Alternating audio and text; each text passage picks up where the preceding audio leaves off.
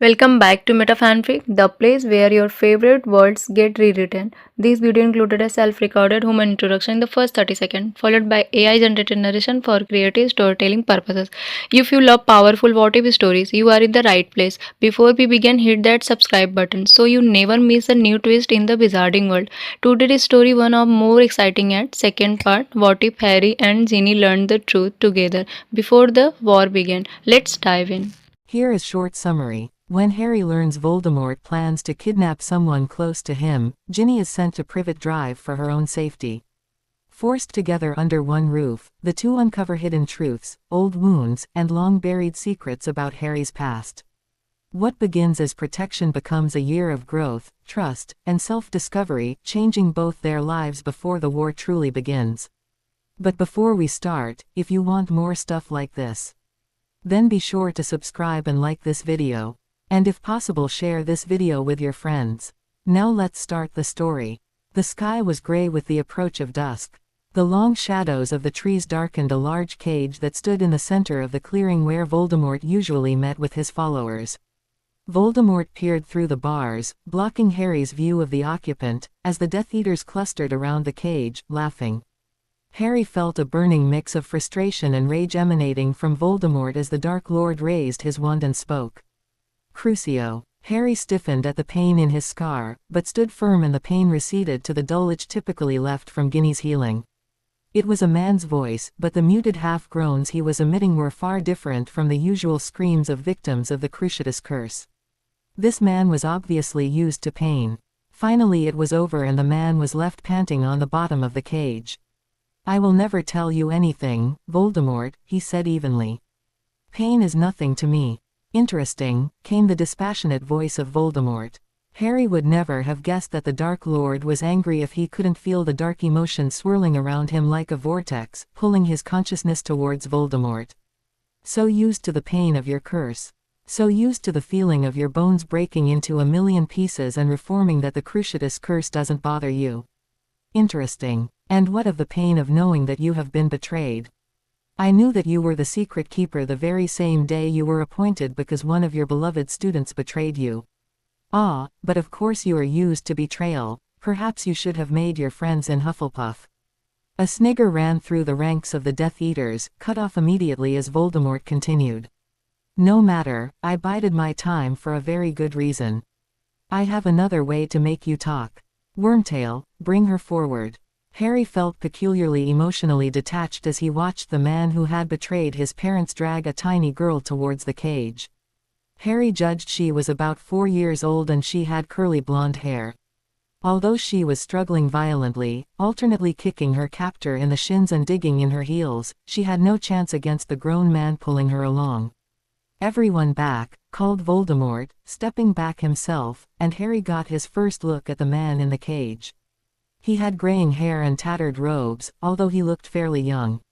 The swellings and bruises and the blood flowing freely from his lip concealed his face enough to make him merely vaguely familiar. It was only the man's reaction to Wormtail that finally verified his identity for Harry. "Peter," he spat out, "you rat. How could you betray Lily and James? And then hurt Harry, who saved you? We loved you, Peter. We were your friends. Remus Lupin broke off for a moment before continuing in a softer tone. "We trusted you. It's not too late, Peter. You don't have to stay serving a master you hate." Wormtail ignored his former friend, trapping the little girl between his knees while he unlocked the cage and opened the door. As he was opening it, Remus lunged, but Wormtail simply held his silver hand at arm's length and pushed back against the taller man's chest. There was a horrible sizzling sound and Remus was thrown back against the far side of the cage. Remus jerked away from the cage bars instantly, as though burned. Harry realized this was probably the case. He remembered Snape had told them in the lesson he had given on werewolves that they were burned by the touch of silver. Wormtail's silver hand obviously affected Remus significantly, even through his robes. What better way to keep a werewolf in a cage than to make sure he could not touch the bars? If Wormtail had any sympathy for the man in front of him, it was hidden behind his impassive Death Eater mask. Remus' face was twisted with pain and despair as he continued pleading with his old friend. "It's still not too late, Peter. You can never atone for what you've done, but you can make a start. Wormtail threw the little girl into the cage, slammed the door and locked the enormous silver padlock again. Bowing low to his master, he returned to his place in the circle, now a respectful distance from the cage. The little girl recovered quickly and moved to stand in front of Remus. "Hello, my name's Sally. What's yours?" "Remus," he told her softly. "I'm scared, Mr. Remus," the small girl said, moving closer to sit down next to him. Remus instinctively moved his arm to protectively shelter her. "Why is everybody wearing funny clothes? Why are we in a cage? What's going to happen to us? Have the baddies caught us?" "Yes, Mr. Remus," mocked Voldemort, again in a voice belying his towering rage and frustration at the effort he was forced to expend on breaking one secret keeper. "Why don't you tell the little mudblood why she is in the cage with you? Why don't you tell her what's going to happen in about 10 minutes when the moon rises?" Remus stiffened and stared down at the little girl who had hidden her face in his shoulder. "Sally," Harry reminded himself, "her name is Sally," but Voldemort was not finished. "Look at me, girl," he commanded her. She bravely raised her face and stared at him. "Mr. Remus here is going to turn into a wolf and he's going to tear you into little bits. The cage is to protect us from him, but it's not going to protect you. I'll unlock the cage and get you out of there, if Mr. Remus tells us one little bit of information. Why don't you ask him if he can tell us where to find the Creevies?" Harry was now desperately trying to wake up. He had to warn Professor Dumbledore. Someone had to save Sally. But he couldn't. He was fast asleep. He realized that he didn't even know where the forest was. He couldn't do anything. He couldn't send anybody after her. All he could do was wait and hope. "You're a bad man," Sally was yelling at Voldemort. "You let me out, right now. Don't you tell him anything, Mr. Remus. He's a bad man and I don't believe him." She looked hopefully up at Remus, tears starting in the corners of her eyes. "He's lying, isn't he?" "He's telling the truth," said Remus softly. "I am going to turn into a vicious wolf and there's nothing I can do about it. I can't help it. The only thing I can do would be to tell him where two little boys' house is, so that he can kill their mummy and daddy and little sister. I don't know what to do. I promised them that I would never let anyone know where they were, but I have to. I can't have you in here when I transform. I have to tell them." Sally had stopped crying now, staring in wonder at the tears streaking silently down Remus' cheeks. Then she looked out at the circle of laughing Death Eaters. Those boys would miss their mummy and daddy very much, wouldn't they? Sally was quite solemn, waiting for Remus' nod. "Well, my mummy won't miss me anymore because the bad men made her dead. Daddy, too. So I think it's better if I stay in here with you and then they won't have to miss their mummy at all. And besides, he's a baddie, and in films and stuff, the baddie wouldn't let me out if you told him what he wanted to know, he'd just leave me in here anyway." "How old are you, Sally?" Remus' voice was choked. "I'm 5. Remus pulled the tiny girl onto his lap and held her close. "I'll always remember you as the wisest and the bravest little girl I've ever known, Sally." He turned back to Voldemort, his formally polite tone belying his anguished and tear-streaked face. "There's your answer. We'd both rather die." Voldemort laughed, obviously not believing that Remus could go through with it, although the force of Voldemort's outrage at the man's defiance nearly bowled Harry over. "You still have about 5 minutes to make your decision. Make sure to call if you change your mind." He retreated with the other Death Eaters to a spot about 50 feet away and Harry resisted the pull of Voldemort's mind to stay with Remus. After cradling Sally protectively for a moment, Remus shifted the little girl off his lap. Obvious ripples of pain traveled through his body, heralding the beginning of his transformation. "We have one last chance, Sally," Remus whispered, so quietly that Harry could barely hear, as he tore large strips from the bottom of his tattered robe. "I'm very strong right before I transform. If I can touch the bars, I might be able to shift them." Remus bound his hands carefully with the strips of cloth, only stopping when there were about 5 layers covering his hands. Then, as though he was about to put his hand into fire, Remus reached toward the bars. A long, low cry of pain reached Harry's ears, but he almost cheered as he heard the screech of the bars shifting. Slowly, the gap between the two bars widened, and when Remus was finished, there was a sizable hole. Sally immediately moved to dash out of the hole, but Remus pulled her back. "I'm going to ask you to be brave again, Sally. I want you to stay in the cage and I'll go out and keep the bad men away from you. I'll bend the bars back so that I can't get in again once I'm the wolf, and then I want you to stay in the middle of the floor. Don't let the wolf touch you, all right?" Sally nodded, moving into the center of the cage and sitting down carefully as Remus squeezed out and pulled the bars closed again, his cry even more pained as the metal tortured his already injured hands. Harry winced as the exhausted werewolf reached out one last time and twisted the padlock beyond recognition, so that the door could not be opened again. As Remus sank down outside the cage door, finally succumbing to the seizures racking his body, Harry looked back to where the Death Eaters were having their meeting. Voldemort was returning, probably to offer Remus the ultimatum one more time. The red speckles in the Dark Lord's eyes started spinning as he saw that his prize had escaped.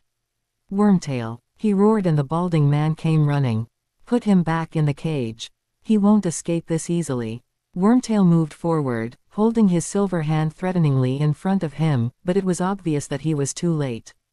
A final ripple ran through Remus and he lifted his face to the moon emerging from the trees.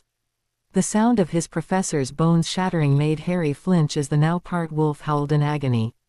The hair on all Remus' exposed limbs was lengthening and curling, and the limbs themselves were shortening, as the shattered bones remade themselves into a different shape.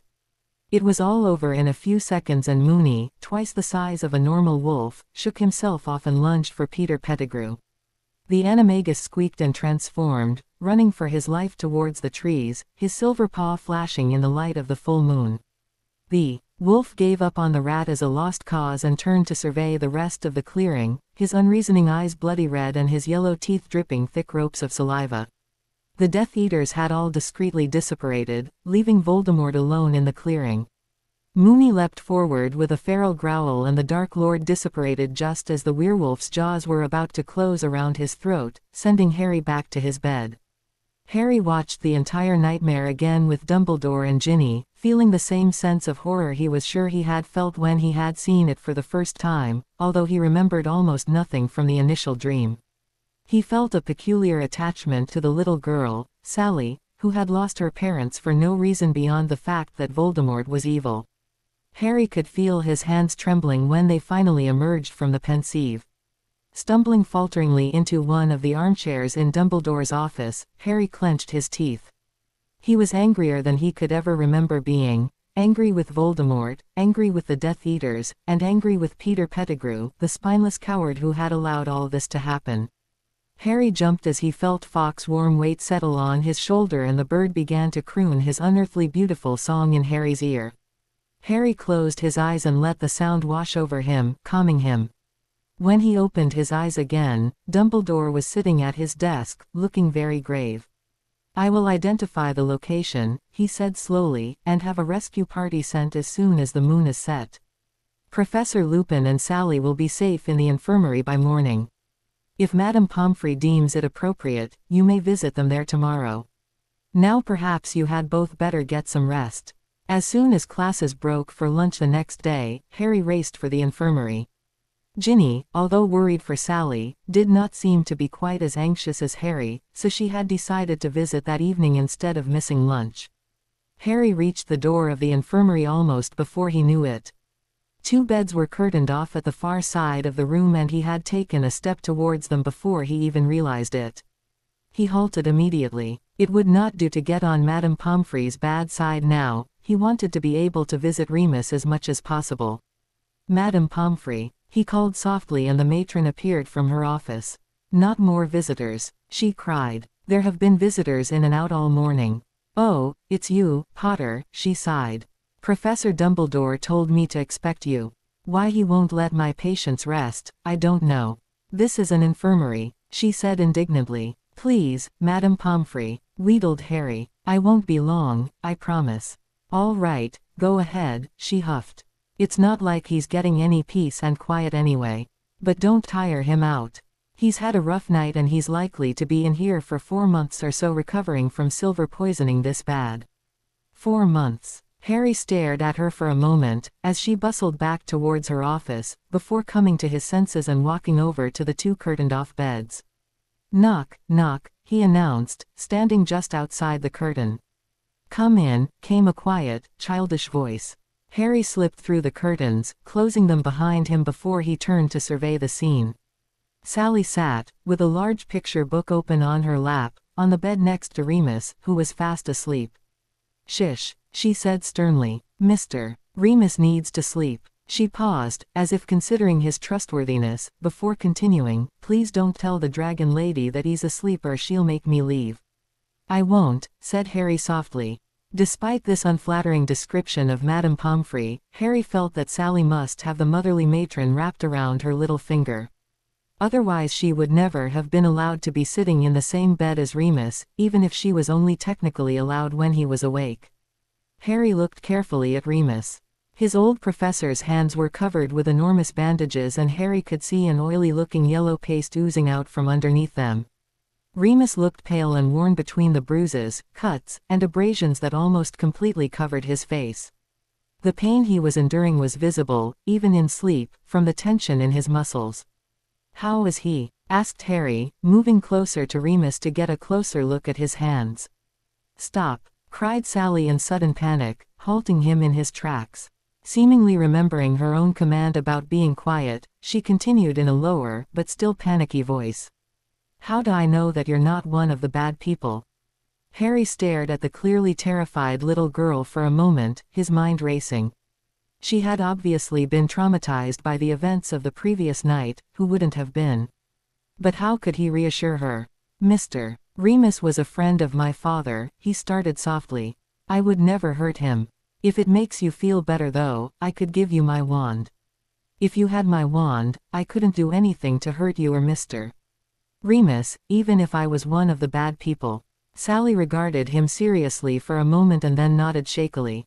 Harry reached slowly into his sleeve to retrieve his wand from the holster Ron had given him for his birthday and presented it to her. She took it cautiously and immediately set it on the table beside the bed, as though she could not bear to be in contact with it for longer than absolutely necessary. Harry suppressed the urge to vomit. This tiny Muggle-born witch's introduction to the wizarding world had not been the beautiful and wondrous Diagon Alley, saved from relatives who hated her by a good-natured half-giant. She had probably watched her parents being tortured and killed on the wands of Death Eaters, no wonder she found his wand repulsive. Harry had to wonder if Sally would even want to be a witch now that she had seen the worst the wizarding world had to offer.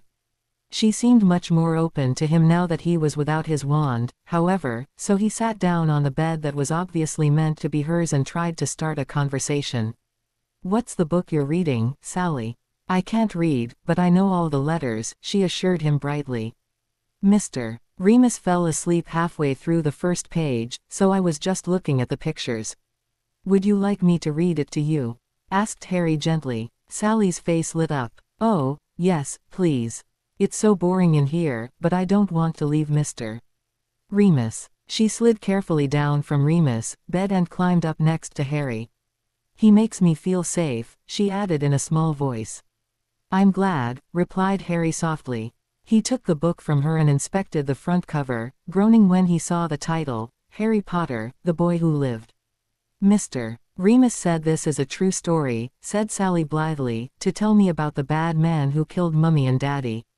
The bad man killed a lot of people and then he died when he tried to kill a little boy with lightning on his forehead. I read that from the pictures." She looked very proud of her accomplishment, but her little forehead wrinkled as she asked a question that had obviously been bothering her. "But if he's dead, how did he kill Mummy and Daddy?" Harry looked over to where Remus was sleeping for support. Even he could see how much Remus needed his sleep and he could only imagine what Madame Pomfrey would do to him if he woke up her patient. He looked down at Sally, who was staring up at him, waiting for an answer. He was on his own. Harry took a deep breath. Everyone thought that the bad wizard was dead. But about half a year ago, he came back. Not everyone believes that he's back, though, because it makes them scared. "Grown-ups, too?" Sally asked in horror. "Grown-ups, too," replied Harry sadly. Sally was silent, swinging her legs under the bed, staring at the floor. Suddenly she looked up at him again. "You've got lightning on your forehead. Are you Harry Potter?" Harry sighed and nodded. "The bad wizard killed your mummy and daddy too, didn't he?" When Harry nodded again, Sally's eyes welled up with tears, spilling over in a sudden flood. "I miss Mummy, Daddy," she sobbed brokenly. Harry froze for only a moment before his instincts kicked in. He reached down and lifted Sally onto his lap, holding her tightly as her wailing grew in volume. He rubbed her back gently, trying to think of something to say, trying to think of what he wished someone had told him. "It's all right," he wanted to say, but he knew that it wasn't. "It's not your fault," blossomed in his mind momentarily, but that didn't seem appropriate. "I want my mummy," whimpered Sally again. "It'll get better," Harry promised the little girl, hardly knowing what else to say. He raised his eyes to see Madame Pomfrey standing just inside the curtain, summoned by the noise of Sally's crying. "She's a strong little thing, despite everything," she murmured as she sat down on the bed next to Harry and disentangled Sally from his neck. She cuddled the sobbing girl close to her, gently rocking her back and forth. Madame Pomfrey's eyes were filled with tears as she turned back to Harry and said, "I'll take it from here, Potter. Lunch is almost over, so you'd better get to class." Madame Pomfrey paused briefly, before continuing with a hint of a smile, "But you're welcome to come back this evening. I'm sure that Sally and Professor Lupin would both appreciate a visit." As Harry walked out of the infirmary he realized that hell had just frozen over. Madame Pomfrey had invited him to visit a patient in the infirmary. Since he had missed lunch to visit Remus and Sally in the infirmary, Harry was absolutely starving by the time classes finished. Ron and Hermione seemed to be feeling the need to have some time alone, so Harry asked if Ginny would like to accompany him on a trip down to the kitchens for a pre-dinner snack. Although Dobby the house elf, who worked in the Hogwarts kitchen, was thrilled at the great honor he was being given when Harry requested a large tub of chocolate ice cream, he was nearly driven to tears by Ginny's refusal of anything to eat. She was eventually pressed to have a glass of pumpkin juice, mainly because she was attempting to disguise her giggles at the house elf's antics as coughs. Harry refused the tall parfait glasses Dobby provided, deciding that it would be faster if he simply dug into the tub of ice cream with one of the long spoons Dobby had given him. He had swiftly consumed about half the tub when he looked up from his concerted efforts to relocate the ice cream into his stomach to find Ginny laughing hysterically. Harry had to admit that he probably made quite a picture, standing in the middle of the kitchen slurping chocolate ice cream straight from the tub as fast as he could. "Good," he grinned at her through a mouthful, before turning back to his task with equal zeal. Ginny collapsed in helpless laughter, forcing Harry to swallow quickly as his own laughter bubbled out. All in all, it was in high spirits that Harry made his way back to the common room to start another study session with Hermione. Just as he sat down at the table to begin on revision for Transfiguration, however, a sleek express owl arrived bearing a letter from Sirius, which brought his mood down once more. In the letter, Sirius told Harry the full details behind Remus' capture. Apparently Sirius and Remus had spent the best part of the last month putting up anti-Dementor wards all around the house, meaning that finally there was a place where Sirius was safe. Dumbledore had forbidden Sirius to leave the wards for any reason and so, however much he wanted to, he had not been allowed to accompany Remus for the full moon. Remus had left the house alone to spend the full moon at his usual werewolf-safe house in the next village. He never arrived at the safe house, the Death Eaters had obviously snatched him on the way there. Reading between the lines, it was quite clear that Sirius was blaming himself for not being there to help his friend. Sirius begged Harry for the details of Remus' condition, since he was not allowed to visit his friend. Promising Hermione that he would work twice as hard on Transfiguration in their next session, Harry wrote back immediately, describing Remus' condition as best he could, including Madame Pomfrey's diagnosis that it would probably take months for him to overcome the silver poisoning. He made sure to use Ginny's catchphrase, "It's not your fault," at least once every paragraph throughout the letter, hoping that at least the quantity might help to assuage Sirius' guilt. That evening, when he returned to the infirmary with Ginny, he read Sirius' letter to a fairly cheerful Remus and asked if he wanted to add anything to his reply. "Tell the mangy mongrel that if he doesn't stop blaming himself, I'll have him fixed," said Remus coolly. Harry stared at him in shock for a moment and was relieved to see his old professor wink impishly. After a short deliberation, Harry decided that, if nothing else did, it would probably convince Sirius that Remus was feeling better, so he wrote it down verbatim. "What do you mean by fixed, Mr. Remus? Is he broken?" interrupted Sally innocently, as Harry put his quill to parchment. "What? Why are you laughing, Mr. Remus? What's so funny?" Days passed and Sally stayed in the infirmary. Dumbledore himself accompanied the little girl to her parents' funeral, being the only adult wizard besides Remus whom she could bring herself trust with a wand. Of course, Harry thought to himself with a smile as he watched the pair disappear towards Hogsmeade, it was somewhat difficult to mistrust Dumbledore, especially if you were a child and rather fond of sweets. Harry was sitting with Remus, working on a charms essay, when Dumbledore returned from the funeral with Sally fast asleep on his shoulder. The venerable wizard tucked the tiny girl in very gently before turning to Remus and dropping his bombshell. "Albus," Remus gasped. "You can't possibly, I've almost killed her once already. I'm a werewolf. I'm not a suitable guardian for a child." "On the contrary," replied Dumbledore solemnly, although his eyes twinkled madly. "I most certainly can, as I have already set the paperwork in motion. And I object to your statement that you almost killed her. You saved her life. You have earned her trust, and I must say that I believe you deserve it. You have been most conscientious in ensuring that she brushes her teeth, doesn't eat too many sweets, goes to bed on time, and knows that there are those who care for her. What more could a child ask for in a guardian?" "Surely, Albus," said Remus in bewilderment, "there is someone more suitable." "There has never been anything that I wanted more than children, and Sally is everything I've ever dreamed of, but I've always known that it's just not possible. I could hurt her." "You could never hurt her, Remus," said Dumbledore firmly. "You have already proved that you would sacrifice your health for her, and I know that you would not hesitate to sacrifice your life for her. You know as well as I do that she has no living relatives, and there seems to be no one who is eager to take her in. I confirmed that at the funeral. Would you condemn her to an orphanage?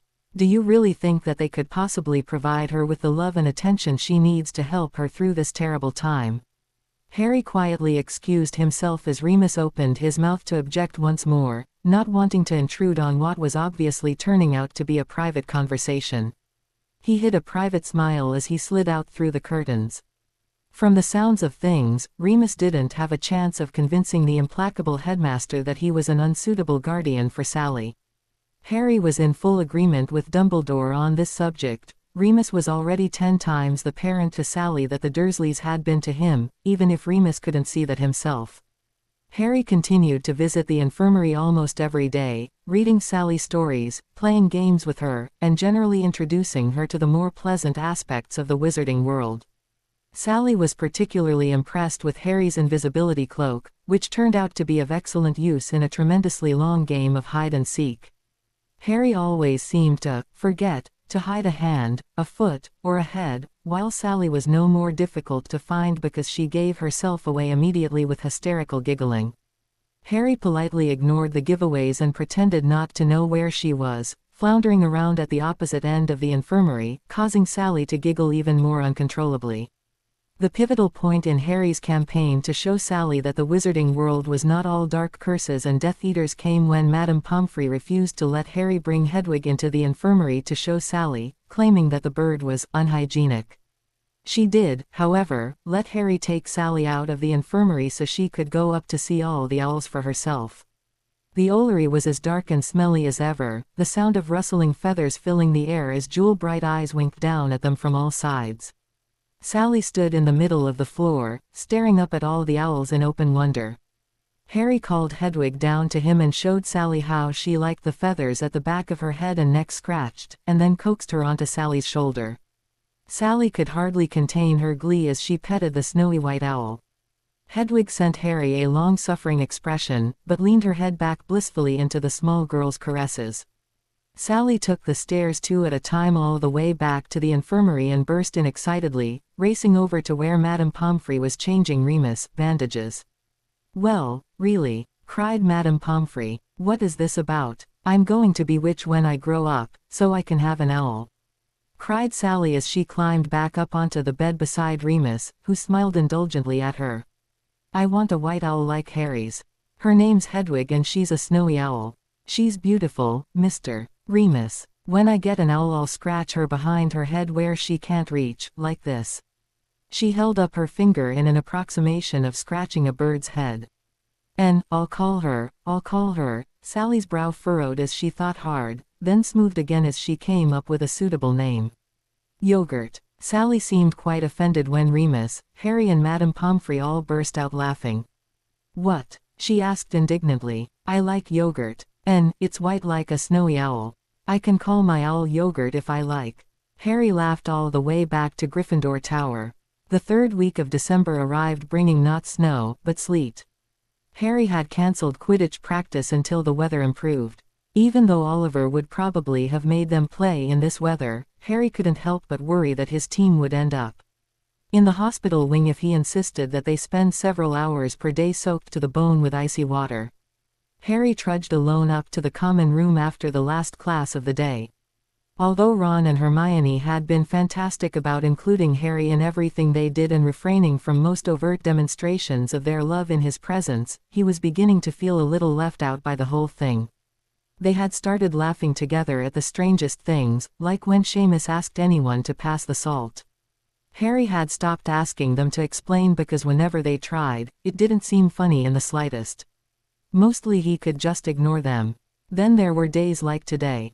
At the end of Transfiguration, Professor McGonagall had announced that, due to the tremendous success of the Yule Ball the previous year, a Christmas ball would be held again this year. All the girls in the class had immediately started squealing their delight, while all the boys, save Ron, had groaned out loud. Ron's face had taken on a beatific expression as he turned to Hermione in the middle of class and asked her to go to the ball with him. Professor McGonagall had taken 15 points from Gryffindor for wasting class time, but Harry could see that, despite Hermione's distress at the loss of points, she had been quite flattered. Ron and Hermione had seen nothing but each other for the rest of the day, while Harry's eyes kept being drawn to the rapidly formed groups of giggling girls that seemed to have sprung up all over the castle almost immediately upon the announcement. When the last class of the day had finished, Harry had turned around to find that Ron and Hermione had simply disappeared. After looking in a few of the usual places, Harry gave up, deciding that they didn't want to be found. Mistletoe, Harry told the fat lady glumly, before going into his room for some peace and quiet. To his dismay, it seemed he couldn't escape from the ball even there. Ginny lay comfortably on her stomach on the bed, scowling an enormous tome labeled Charmingly Chic, 500 Useful Alteration Enchantments. Carefully laid out next to her on the bed were her dress robes from the last ball. What's the matter? Harry asked, looking for a place to dump his books, intending on dropping in to see Remus and Sally before dinner. Oh, they're just too small. She growled, shutting the book with a thump. I've found a charm that will let out the seams in a few places, but not quite enough. They're real silk and at least 50 years old, so they'd probably fall apart even if I did try it. But the worst problem is the length. There's not a charm in the world that can lengthen these robes further than the amount that was taken up for the hem.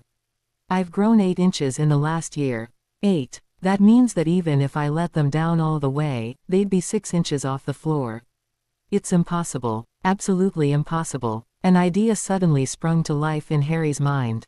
Ginny, he said slowly, not quite knowing how to approach her, it sounds like you're in just as much need for robes as Ron is. Ginny snorted. I don't think that Ron would even think about going to the ball in those awful robes if it weren't for Hermione. I bought him some new ones, said Harry abruptly. Well, he amended, I gave Fred and George some money and asked them to buy some because I didn't think that he'd accept them from me. I think they're going to give them to him for Christmas. Do I? His voice wavered a bit, then firmed. Do I have to ask them to buy yours as well, or will you let me buy them? I can't let you do that, Harry, she replied firmly, the sudden hope that flickered in her eyes quickly squashed. That's not why I told you about this. I know that, cried Harry. I wouldn't want to get them for you if that had been why you'd said something. But look, I'm not going to take no for an answer. We're allowed to go to Hogsmeade next weekend and you can pick out whatever you like from that robe shop down there. It's either that, or I'll ask Hermione to help me choose something and buy it for you anyway. Ginny just stared at him in disbelief. Are you sure, Harry? She demanded. That's a very expensive Christmas present. Sure, Harry shrugged. I forgot to get you a birthday present this year, this can make it up to you. It certainly will, cried Ginny in sudden relief, leaping off the bed and flinging her arms around Harry's neck. Oh, thank you, thank you, thank you. She danced off again, grabbed her old robes off the bed and threw them into the air. Incendio, she cried. The robes flashed instantly to ash, the tiny white flakes showering down on the carpet. Abstergo. The ash collected into a small pile, which Ginny scooped up in her hands and tossed out the window. Now, if only my problem was as easily solved, groused Harry as he sat on the bed. I don't even want to go with anyone because I don't like dancing. I think I'll just go by myself. Ginny stopped, then grabbed his hands and pulled him to his feet. The only reason you don't like dancing is that you're no good at it. Once you know what you're doing, it's really fun. Mum made us all learn and even Ron caught on eventually. Here, come on, I still owe you for these dress robes. I'll teach you, Ginny, Harry protested, but it was no good. With a flick of her wand, Ginny turned on her battered magical wireless and grabbed hold of him the same way Parvati had the year before. Now, she said, the basic part's easy. Just move from one foot to the other every time there's a beat. Think about revolving and slowing moving in a circle, but don't try too hard, that bit doesn't matter too much. You're steering, I'll just follow you. Harry resigned himself to doing as instructed. At least he knew Ginny well enough to know that he could make mistakes and laugh at himself. Half the problem with dancing with Parvati last year had been that he had not felt comfortable with her. It felt pretty silly, with just he and Ginny dancing, but he had to admit that once Ginny had told him what he was supposed to be doing, it got a lot easier. By the time an hour had passed, he was enjoying himself as much as Ginny had promised and they were attempting some more complicated moves. All right, he admitted as the music stopped once more and the voice of the announcer came over the radio. You were right. Dancing isn't so bad. I told you so, said Ginny smugly, her brown eyes sparkling brilliantly in her freckled face as she grinned at him. Harry's insides gave a familiar lurch and Harry struggled to place the feeling. He was shocked to realize that it was the same lurch his stomach used to give when he had gone near Cho Chang last year. Surely, no, he didn't feel anything like what he had for Cho about Ginny. Last year, he had hardly been able to think around Cho, his mind was so filled with the knowledge that she was the most beautiful creature in the world. He had been tongue-tied, nervous, and clumsy. It was different with Ginny. She made him feel safe, warm, and happy. With Ginny, he was comfortable. So it couldn't be the same thing. What could it be, Harry? Asked Ginny. Are you all right? You've gone all red. It's just, I dunno, said Harry, stumbling over his words. Why not, after all? Going to the ball together wouldn't have to change their friendship. Harry opened his mouth and then quickly closed it again, remembering what a disaster asking Cho had been last year. He carefully ordered his thoughts. Before saying, I just don't want to go to the ball if I have to spend the evening with some girl I'd usually never talk to. Harry's insides felt like they had been turned to jelly as he looked piercingly at Ginny, hoping that she'd catch his meaning without needing him to elaborate. She did. That's easy, she laughed. Why don't we go together? I'd really like that, said Harry calmly, breathing an inward sigh of relief. He was suddenly gripped by the irrational urge to caper around the room much the same way as Ginny had when he had offered to buy her new dress robes. He couldn't quite think why. They began to slowly dance again as the wireless softly started playing the next song. Christmas had arrived before Harry knew it. The sleet stopped for a week, allowing the slushy grounds to dry out before the snow started in earnest. Harry held several highly unconventional Quidditch practices involving snowballs after the Gryffindor team had woken up about a week ago to find the Quidditch pitch covered in 3 feet of powdery snow. Laughter echoed around the pitch for hours as the Gryffindor team had a scrimmage, and the team felt much better for the relief from the pressure of training for the upcoming game against Ravenclaw. The incessant talk of the Christmas ball didn't bother Harry quite so much now that he had a date. He didn't even let Malfoy and his gang's insistent suggestions that Harry and Ginny's arrangement for the ball included the exchange of money for services rendered bother him overly much. The first few times, he had gone bright red and hissed, "We're just friends." But after seeing how remarkably ineffective it was, he decided to just ignore them. Harry was generally left alone by the hordes of girls giggling in the corridors, although he wasn't sure whether that was because he already had a date or because people still felt that he was responsible for Cedric's death. At any rate, Harry had grown so used to half the student population suspecting him for some crime or other that he hardly noticed the glares anymore, so he decided to count his blessings. Hogwarts was decorated in the usual style of icicles and glittering fairies. Enormous trees sprung up in the Great Hall with new decorations on them each day as Professor Flitwick continued decorating them every evening. Classes wound slowly to a halt, although the teachers assigned masses of holiday work to their students. Perhaps the heaviest load of essays was for defense against the dark arts. The huge amounts of theoretical homework and essays Professor Fig assigned had restored Hermione's faith in Professor Fig as a teacher, despite the fact that during class time, defense was a purely practical subject. Every defense class was an almost constant duel between each set of partners. The objectives were to increase endurance, decrease reaction times, and minimize the time it took to drop and raise shields. The shield had to be maintained to protect against curses, dropped to send a curse, and then instantly raised again to protect against the spell's ricochet. Students dropped out of the duels to sit down as their personal reserves of power were depleted to the point where they were risking exhaustion, although Harry had yet to find a limit to the time he could spend maintaining a shield. By the holidays, Harry and his partner, Parvati Patil, could both produce quite respectable shields with almost infinitesimal raise and drop times. Parvati's shield still broke easily under Harry's full-strength tickling curses, but it held when he was careful to moderate them to match her power level. Parvati was now working on increasing the strength of her shield against Harry's stronger curses, while Harry, since not even Professor Fig was strong enough to break his shield, was working on altering the area covered by his. A larger shield was harder to maintain and slower to raise and drop, but could protect nearby inanimate objects. A smaller shield was just as difficult as a larger shield, as the shield needed to be molded to the body's contours without ever touching the skin, but if it was close enough to the skin it was almost invisible. Professor Fig had assured him that this work on resizing his shield would prove useful in the next unit, where they studied how to extend their protective shield to cover an additional person. Harry was looking forward to this topic so much that he completed all the holiday work for defense against the dark arts before the holidays started, even before Hermione had finished, much to her consternation.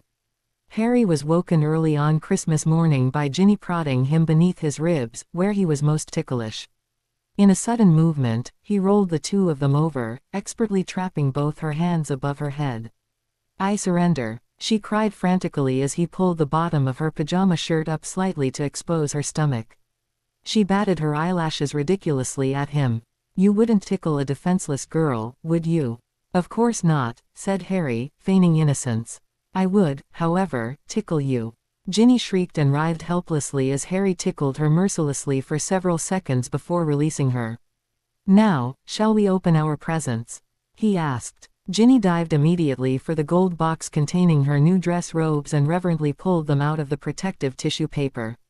"Oh, they're just like I remembered them," she cried, holding the robes up against her body and rushing over to the mirror in the corner of the room.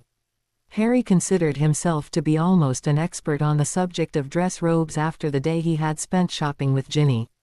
It seemed that Ginny had tried on almost every set of robes in the store, but when they had seen these robes, they had both instantly decided that they were the ones. They were of a very plain cut, in what appeared to be a dark navy color. It was only when the light touched them at just the right angle that the iridescent blue-green shone through. Harry had been amazed by the way the soft, dark fabric molded gently to the curves of her body, glittering here and there as she twirled in the dimly lit shop. He had paid for them before Ginny had even changed back into her school robes. Ginny carefully hung the robes in the wardrobe, before returning to draw Harry into a tight embrace. "Thank you," she said simply. "Now open mine." "Which one?" asked Harry, staring at the small pile of presents at the bottom of the bed. The lumpy parcel containing Mrs. Weasley's jumper was obvious, as was the small parcel that could only be a pair of socks from Dobby. The rest, however, could not be so easily identified. "There," she said, pointing to a thick package that looked rather like a book. Harry picked it up and carefully lifted the spellotape holding together the red and gold paper, drawing it aside to reveal a photo album. There was a photograph of Harry, Ron and Hermione on the front. It looked like the end of second year, after Harry and Ron had come up from the Chamber of Secrets and Hermione had been revived. Their arms were around each other, and as he watched the picture, Ron turned to whisper something to the other two and they all burst out laughing. Harry could vaguely remember when the photo had been taken. Colin had just been revived and insisted that he needed to take a photo of the trio to show his parents.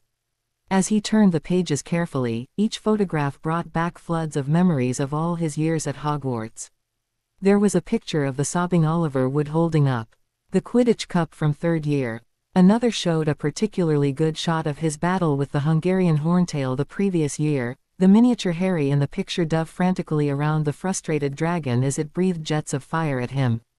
A photograph near the end showed a small white blur moving up and down over what was otherwise a perfectly normal image of the entrance hall. Harry squinted at it from the left and then the right and decided that, if he tried hard enough, he could just make it out to be a bouncing ferret.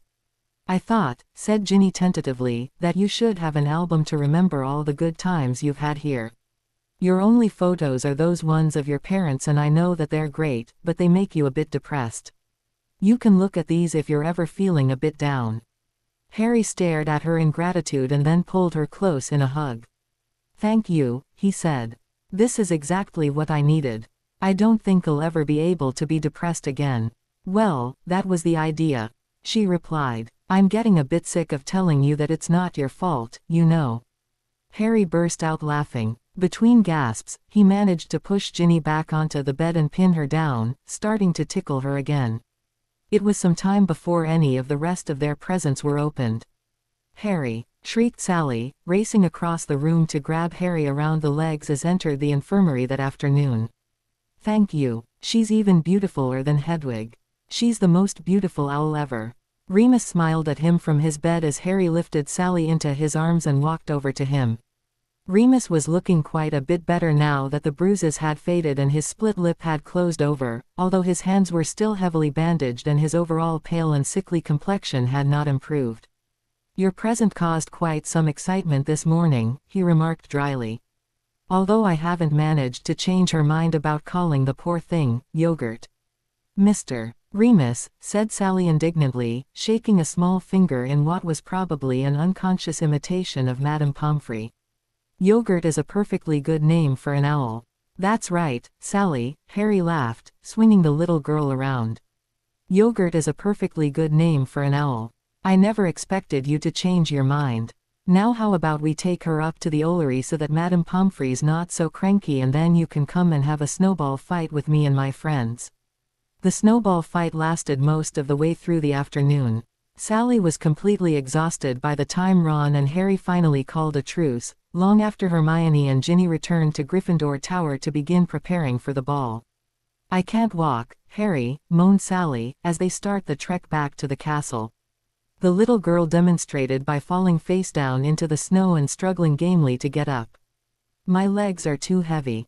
Harry rolled his eyes at Ron before picking her up and carrying her the rest of the way to the infirmary. She was asleep on his shoulder before he even made it back into the castle.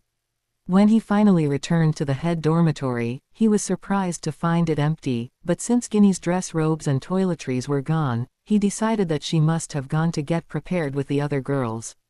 After taking a shower, it was only a moment's work to shrug into his dress robes from the previous year. He scowled for a minute at the fact that they still fit him perfectly, since he'd hardly grown at all in the meantime. Ginny was taller than him by at least 3 inches now, which was quite embarrassing.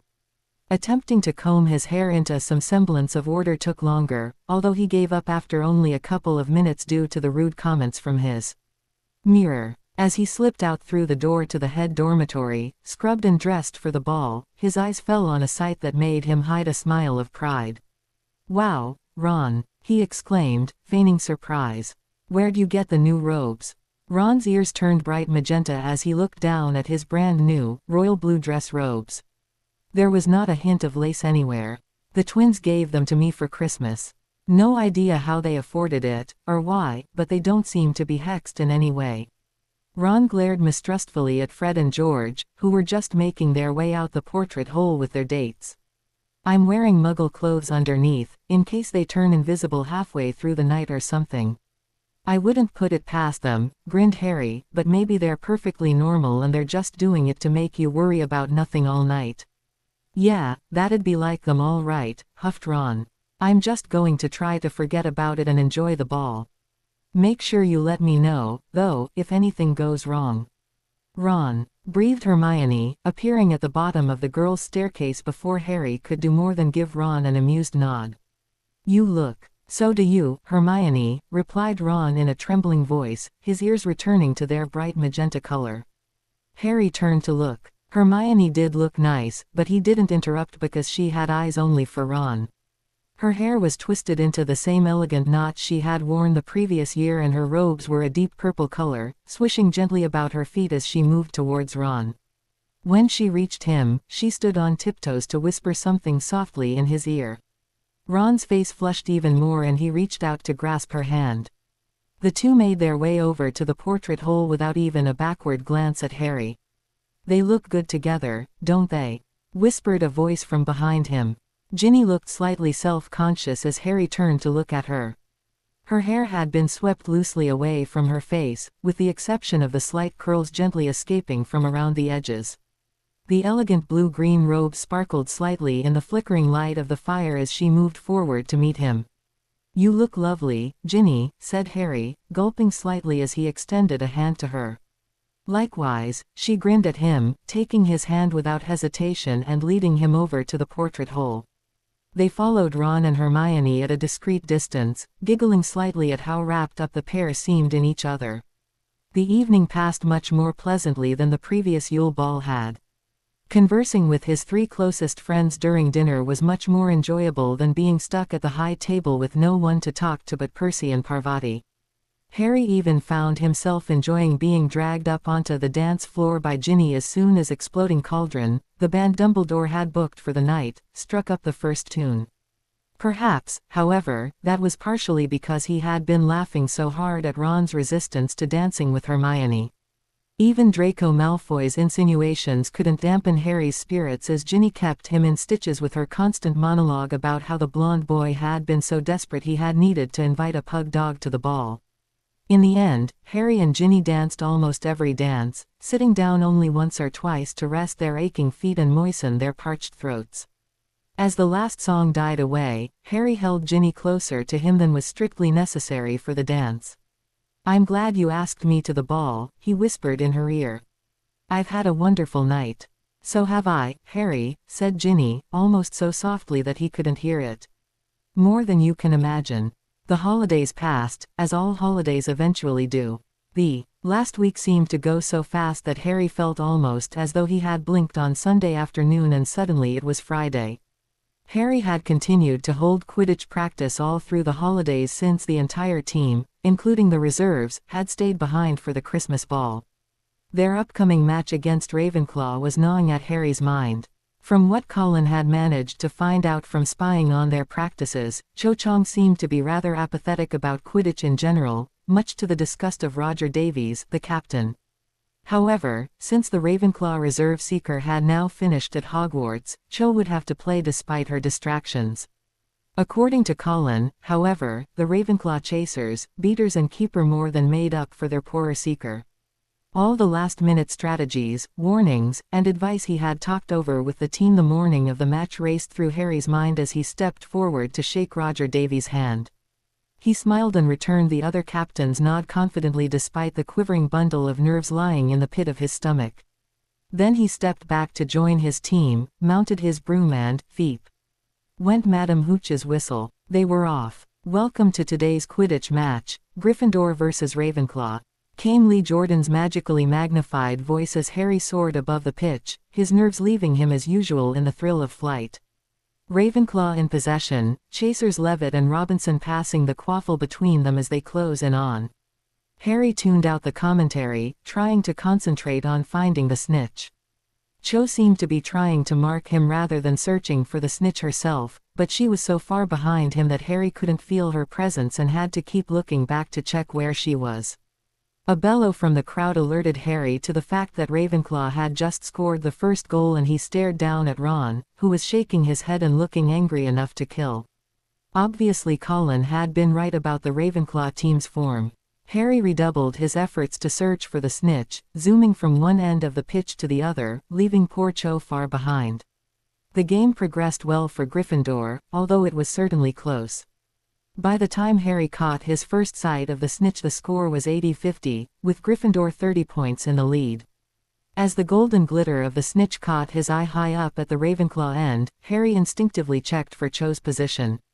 She was far closer than he, but was hardly paying attention at all, so Harry settled for casually drifting towards the snitch, making sure not to pay too much attention to one spot.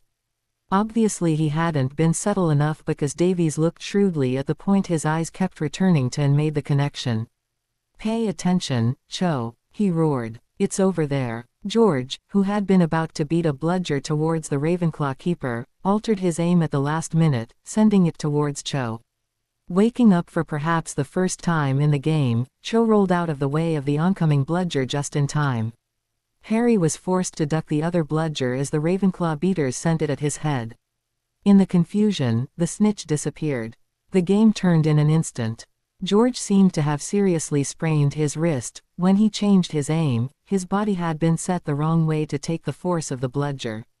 Harry called timeout and the team crowded around on the ground, looking dubiously at the swelling joint, even as George insisted that he could still beat with his left hand.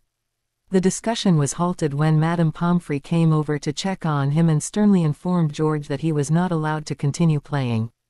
George tried to get back on his broom anyway, but Madame Hooch backed up Pomfrey. Apparently the Hogwarts Quidditch rules stated that if a player continued playing against medical advice, their team would forfeit the game. With one last glare at the two united teachers, George stalked over to the Gryffindor stand and sat down, fuming silently. Since no substitutions were allowed once the game had begun, even for injuries, there was nothing for the Gryffindor team to do but take to the air again with one player down. The Ravenclaws took full advantage of their extra player and, while Fred darted over the pitch beating like mad, he couldn't come close to managing both bludgers by himself. Gryffindor began to slowly lose ground as Ron was forced to leave the goals unguarded to avoid the bludgers that were being knocked towards him in perfect synchrony with the Ravenclaw chasers' maneuvers. Harry growled in frustration as the Ravenclaw chasers scored again, bringing the score to 130-90 in favor of Ravenclaw. He needed to find the snitch and he needed to find it soon. Cho, who was still making a vague attempt at marking him, rose with him as he moved high above the pitch and began searching in earnest. Far below him, level with the other players, as if summoned by his desperate wish for it to materialize, a golden glitter caught Harry's eye. Harry dove straight downward, leaving Cho far above him within seconds, stretching his arm down as far as he could. Before any of the other players could even react, his fingers were brushing the fluttering wings of the snitch below him, and then he had it in his hand. As he pulled the firebolt out of the steep dive and turned his face upwards to hold the snitch up to his teammates, he saw the bludger. Cho was staring down at him, her attention fully focused on the tiny golden ball clutched in his hand. Everything seemed to slow down, like a slow-motion dream, as the Gryffindors and Ravenclaws alike screamed warnings to her, but she didn't hear, didn't notice, didn't move. The bludger struck her directly on the back of the head. She swayed for a moment, then fell sideways off her broomstick and dropped like a stone. Harry had only seconds to decide. He could move out of the way and hope that one of the teachers could slow her descent, like Dumbledore did for him in third year when he had been knocked unconscious by the Dementors, or he dove. Not quickly, like before, but just as steeply, keeping himself directly under the falling girl, moving downward at a slower rate than her.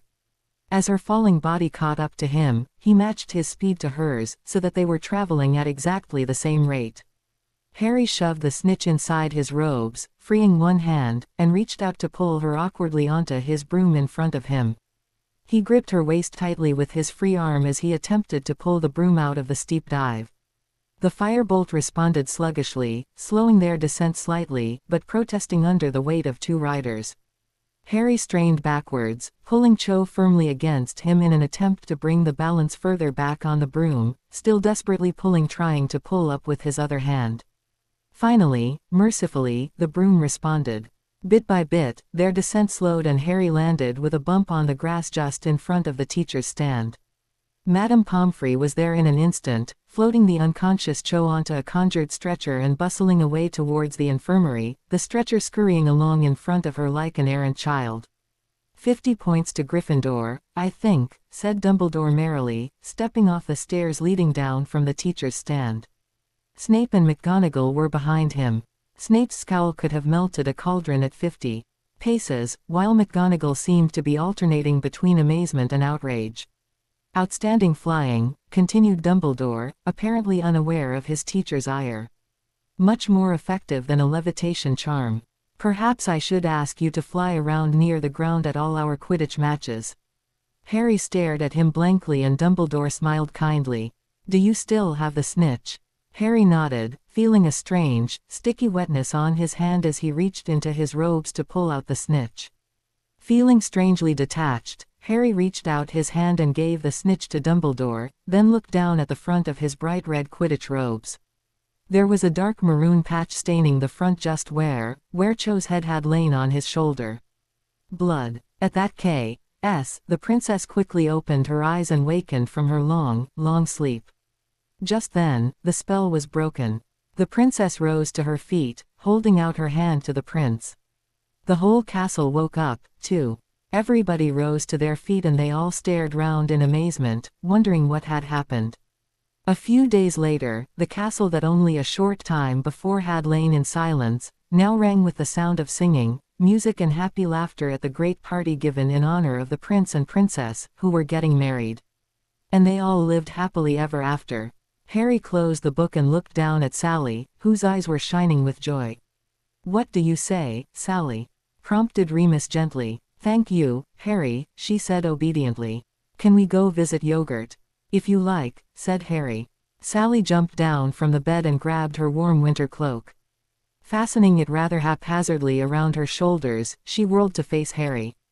"Ready," she cried and Harry smiled at her affectionately. "Then let's go," he said, reaching out his hand to take hers. "Hi, Harry," called George as they passed out into the main infirmary. "George," said Harry, going over to where he was sitting to inspect the tight strapping on his wrist. "How's it feeling?" "I feel fine, but Madame Pomfrey says that I'm not allowed to fly for a week." "You'll have to rest it completely if you expect to play in the next game," he mimicked in a stern falsetto. Harry groaned sympathetically, while Sally simply nodded sagely, saying, "The dragon lady likes to rest things." George burst out laughing and stooped down so that he was eye to eye with Sally. "The dragon lady, I can just imagine her breathing fire if she heard you calling her that. You look a bit short for Hogwarts, young lady. What are you doing here?" "Mr. Remus saved me, so I'm staying here with him," she replied firmly. "Voldemort killed her parents," sighed Harry. George stared down at Sally's innocent blue eyes in horror. "She's been staying here ever since, because she trusts Professor Lupin and she doesn't really have anywhere else to." They were interrupted by a snort from the other side of the infirmary. "And I thought you were spinning fairy tales before." Cho Chang pulled herself out of bed and made her way towards them. A big bandage covered the back of her head, winding around her forehead and neck to make it stay on, but Harry breathed a sigh of relief to see that she was obviously okay. When he had come into the infirmary, she had been sleeping soundly, but looking as pale as death. Madame Pomfrey had assured him that she was going to be fine, but he was still relieved to see her up and about for himself. "What does she mean about fairy tales, Harry?" asked Sally, tugging on Harry's robe to make him squat down beside her. Harry glanced up at Cho and then turned back to look Sally in the eyes. "She doesn't believe me about Voldemort." Sally turned to Cho, her small face twisted with outrage. "My mummy and daddy died, just like my dog did when the car hit it. Do you believe that? The bad men appeared out of thin air right in the middle of the Wizard of Oz and Mummy tried to send me off to bed, but one of the bad men caught me around the tummy. He wouldn't let me go. He made me watch as Vodelbort pointed his wand at Daddy and yelled something. And then Daddy screamed. Sally's voice choked up as she remembered her father's pain. He screamed and cried and he was hurting so much and all I wanted to do was go over and help him, but one of the bad men was holding me and Mummy was crying and struggling and watching him hurt Daddy. And they laughed. The bad men laughed at how Daddy was crying. Then Vodelbort pointed his wand at Daddy and yelled, "Abracadabra." Cho flinched at the misshapen words of the killing curse. Some green light shot out the end of his wand and when it hit him he fell down dead. Then he yelled, "Abracadabra," again and made my mummy dead as well. And the bad men took me and locked me in a cage and Cho had been slowly retreating under the force of Sally's tirade. The feeling of her back hitting the wall startled Cho into whipping her wand out and suddenly Sally wasn't angry anymore. She stared at the wand in sheer terror as she began to scream, "Mr. Remus, help me, Mr. Remus." Harry snatched the little girl up into his arms, holding her close and whispering softly to her, barely hearing the crash from inside Remus' curtains. "You're safe now, no one's going to hurt you. Here you are, Mr. Remus is just in here." Harry rushed her back towards Remus, but as the curtain swished closed behind them, he looked back over his shoulder to meet Cho's eyes, which were filled with horror, shame and tears. Her wand dropped from nerveless fingers as she slowly slid down the wall to the floor. Back inside the sanctuary of the curtains, Harry lowered Sally to the floor beside Remus, who had obviously been trying to reach the distressed child. In his weakened condition, however, his legs had simply given out from beneath him, leaving him puddled in a boneless-looking heap on the floor. Sally flung herself at the prone man, clutching him and sobbing. Harry sat on the floor beside them and shut his eyes, leaning the back of his head against the bed and letting Sally's terrified babble wash over him along with Remus' calm and sympathetic platitudes. If a Dementor ever came near Sally and forced her to relive that attack, he was going to destroy it. "You're serious, aren't you?" Harry turned at the sound of Cho's voice.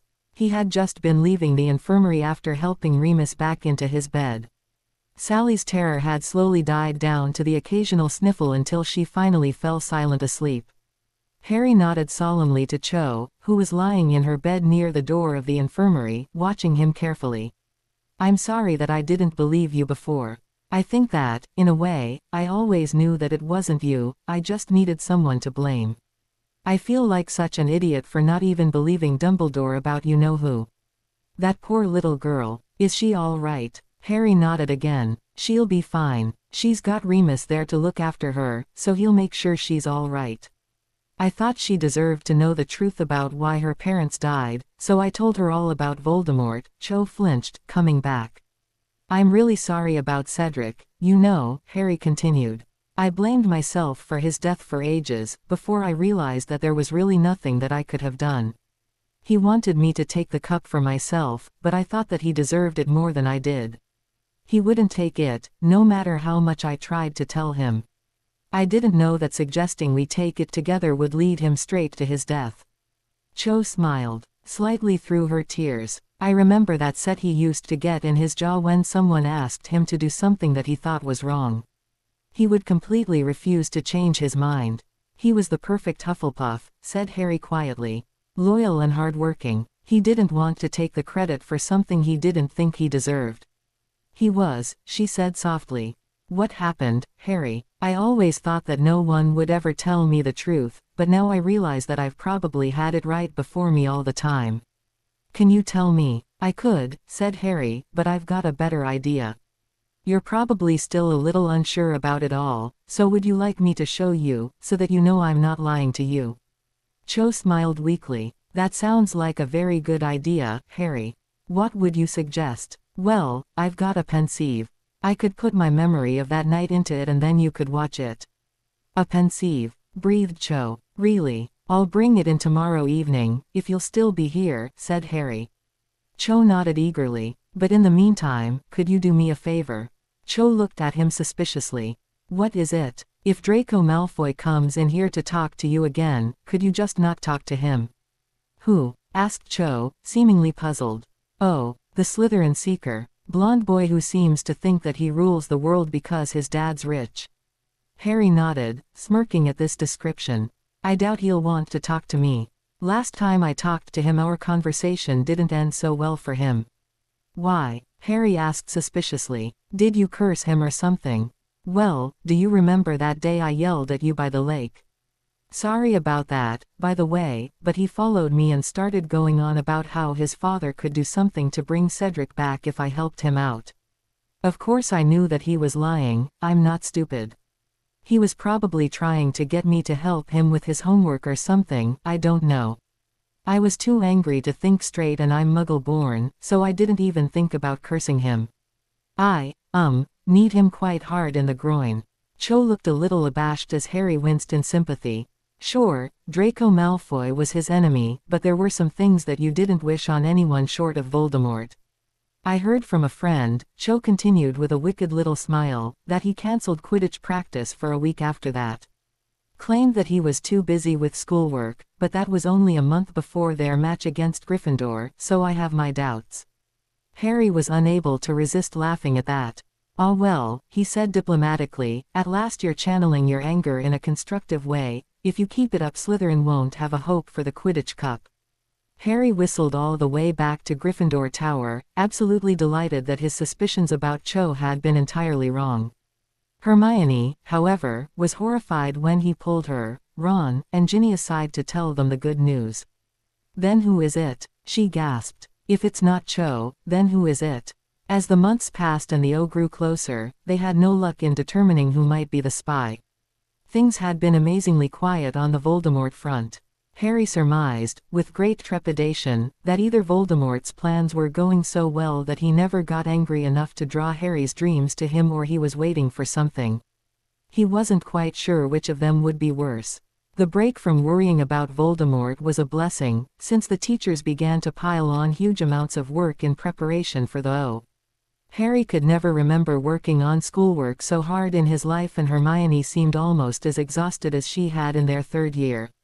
Even Ron had buckled down and began serious revision for the O, although he still made every effort to drag Hermione away from her books for half an hour at least once a day. Defense against the dark arts was the most intense. Professor Fig piled on theoretical essays more than ever, and their reading list grew to almost a foot long, although the class stayed purely practical. Before going on to learning how to shield other people, the class studied energescalators. Without one of these rare objects, which simply amplified the power of the witch or wizard using it, it would be impossible for most of the class to learn to shield others, as they barely had enough power to shield themselves. The school had provided a small collection for the use of the class, ranging from palm-sized cubes marked with runes to miniature statues, even a perfectly ordinary-looking flat stone. Soon they all got used to collecting one out of the pile of strange objects on Professor Fig's desk at the beginning of each lesson, examining it quickly, and moving straight into the lesson. Most of the energescalators the class used were quite small, although Fig warned them not to think that this was always the case. Harry almost fell off his seat when she informed them that the most powerful energescalator in the Northern Hemisphere was Stonehenge, although he was almost the only one in the class to be surprised.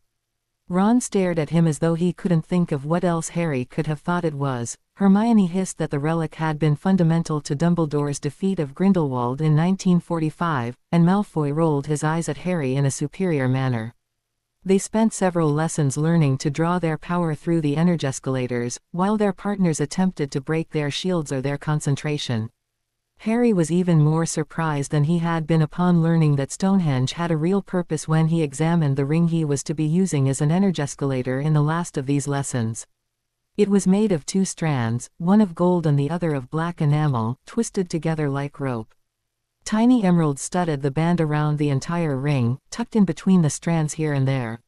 When Harry held it in his hand, he was suffused with a warm, loving feeling, much like that he felt when he held his mother's ring, although the overwhelming sadness was missing. He was quite disappointed when he drew up his shield with it and felt only the slightest increase in power. The next time Harry put up his shield, instead of focusing on the ring he held in his hand, he thought of the silver ring that hung warm against his chest, remembering the scales on the S and flashing emerald eyes as he pushed up his shield. Suddenly Harry was filled with more power than he had ever experienced before. He could feel electricity sparking between the hairs on his arms, the crackling in the air, and, distracted, he let the shield fall almost immediately. Parvati watched him curiously, her wand still raised to cast a curse to check his shield. "That was weird," she said. "It looked much better than anything you've ever done. Do you think you can do it again?" Harry shrugged, but quickly decided to do his experimentation with his mother's ring in his own time, not wanting to share his discovery with Parvati of all people. By the time class ended, Parvati had forgotten all about the one extra strong shield Harry had produced near the beginning. Harry, however, felt that he needed to talk to someone. After waiting for all the other students to leave and telling Ron and Hermione that he'd catch up with them, Harry approached the teacher's desk. "Professor Fig," he ventured softly, holding up his energescalator. "Is this a promise ring?" Fig looked at him in surprise. "Yes," she finally replied, taking the ring from him and rolling it in her wrinkled hand before slipping it back on with her wedding rings. "I made it with my late husband. We were short one energescalator, so I slipped it into the pile." "How did you recognize it?" "Not many people your age know much about promise rings." Harry debated briefly, then pulled the silver ring out from under his robes by the leather cord. "I've got my mum's," he replied. "Put it away," Fig cried sharply. Harry instantly tucked it back inside his robes, slightly hurt at her reaction. "How many people know that you have this ring, Harry?" she asked seriously. Said Harry unsurely, "My 3 closest friends and now you." "Good," she replied firmly. "Do not let anyone else know about it. A promise ring will only give a small power increase to most people, but it gives a 10-fold boost to its creator or even more in some special circumstances, although I can't imagine that would apply to you. The thing is, and I know that Dumbledore explained the basics of blood magic to you after we discovered your most astonishing level of power, the rings work reasonably well with blood relations. The magnification factor increases as the relationship of the user to the original creator of the ring gets closer. Seeing as it's your mother's ring, I'm guessing that it would roughly double your power, which is far beyond anything achievable from any other portable energescalator. That means," Fig continued intensely, "that you can probably hold out for about twice as long as Voldemort expects if you ever get into a sticky situation again. Given your considerable base level of power, that may well be long enough to exhaust your assailants or give you time to escape some other way. That ring is probably now your single greatest advantage over Voldemort, Harry, and even more so as long as it is a secret." "What do you mean?" asked Harry, puzzled. "Mr. Fig and I were one of the most senior teams of Aurors during what the Muggles called the Second World War. Our first major victory in 1943 started to turn the tide of the war, but it would never have happened if Grindelwald had known about our rings. He would never have attacked us in the particular way he did if he had known. If your enemy finds out your secret weapon, he will take it into account in his planning and find a way to offset its usefulness." "That makes sense," said Harry, nervously patting the small lump where his mother's ring lay under his robes. "I promise, I won't tell anyone unless it's necessary." Fig cast him a shrewd look as he added the qualification. "You should have been a Slytherin, Harry." Harry blinked at the odd comment, remembering what Hermione had said about how Professor Fig had been a Slytherin, but the elderly witch lazily flapped her hand at him. "Now, get on with you or you'll be late to your next class." The Defense Against the Dark Arts class learned to extend their shields to protect other people in the final weeks before they began revision of previous year's material for the OWLs. Even Harry, whose huge level of power made things much easier for him in this class, found this extremely hard because of the complexity of the focus required. Using emotions to manipulate raw magic meant that he had to balance 4 different thoughts and feelings, not allowing any single emotion to overshadow the others. To raise his shield in the first place, he had to concentrate with all his might on being frightened or angry to allow access to his raw magic. The molding of the borders of the shield was more complex, given that he had to mold the shield around the bodies of the people he was protecting. He also had to focus on pulling the energy through the energescalator and deal with the distraction of the extra power. Finally, while holding hands with the people he was meant to be shielding, he had to concentrate on the connection he felt to them and his desire to protect them. Harry found it easy enough to find reasons to shield Ron and Hermione, but when Professor Fig asked them to rotate through people that they would not normally consider close friends, it became more difficult. Harry's shield flickered up around Dean Thomas as he remembered the celebration after the first task of the Triwizard Tournament, when Dean had decorated the common room with drawings of his battle with the Hungarian Horntail. Neville was also easy to shield as Harry remembered him winning the 10 points that had won the House Cup for Gryffindor at the end of first year.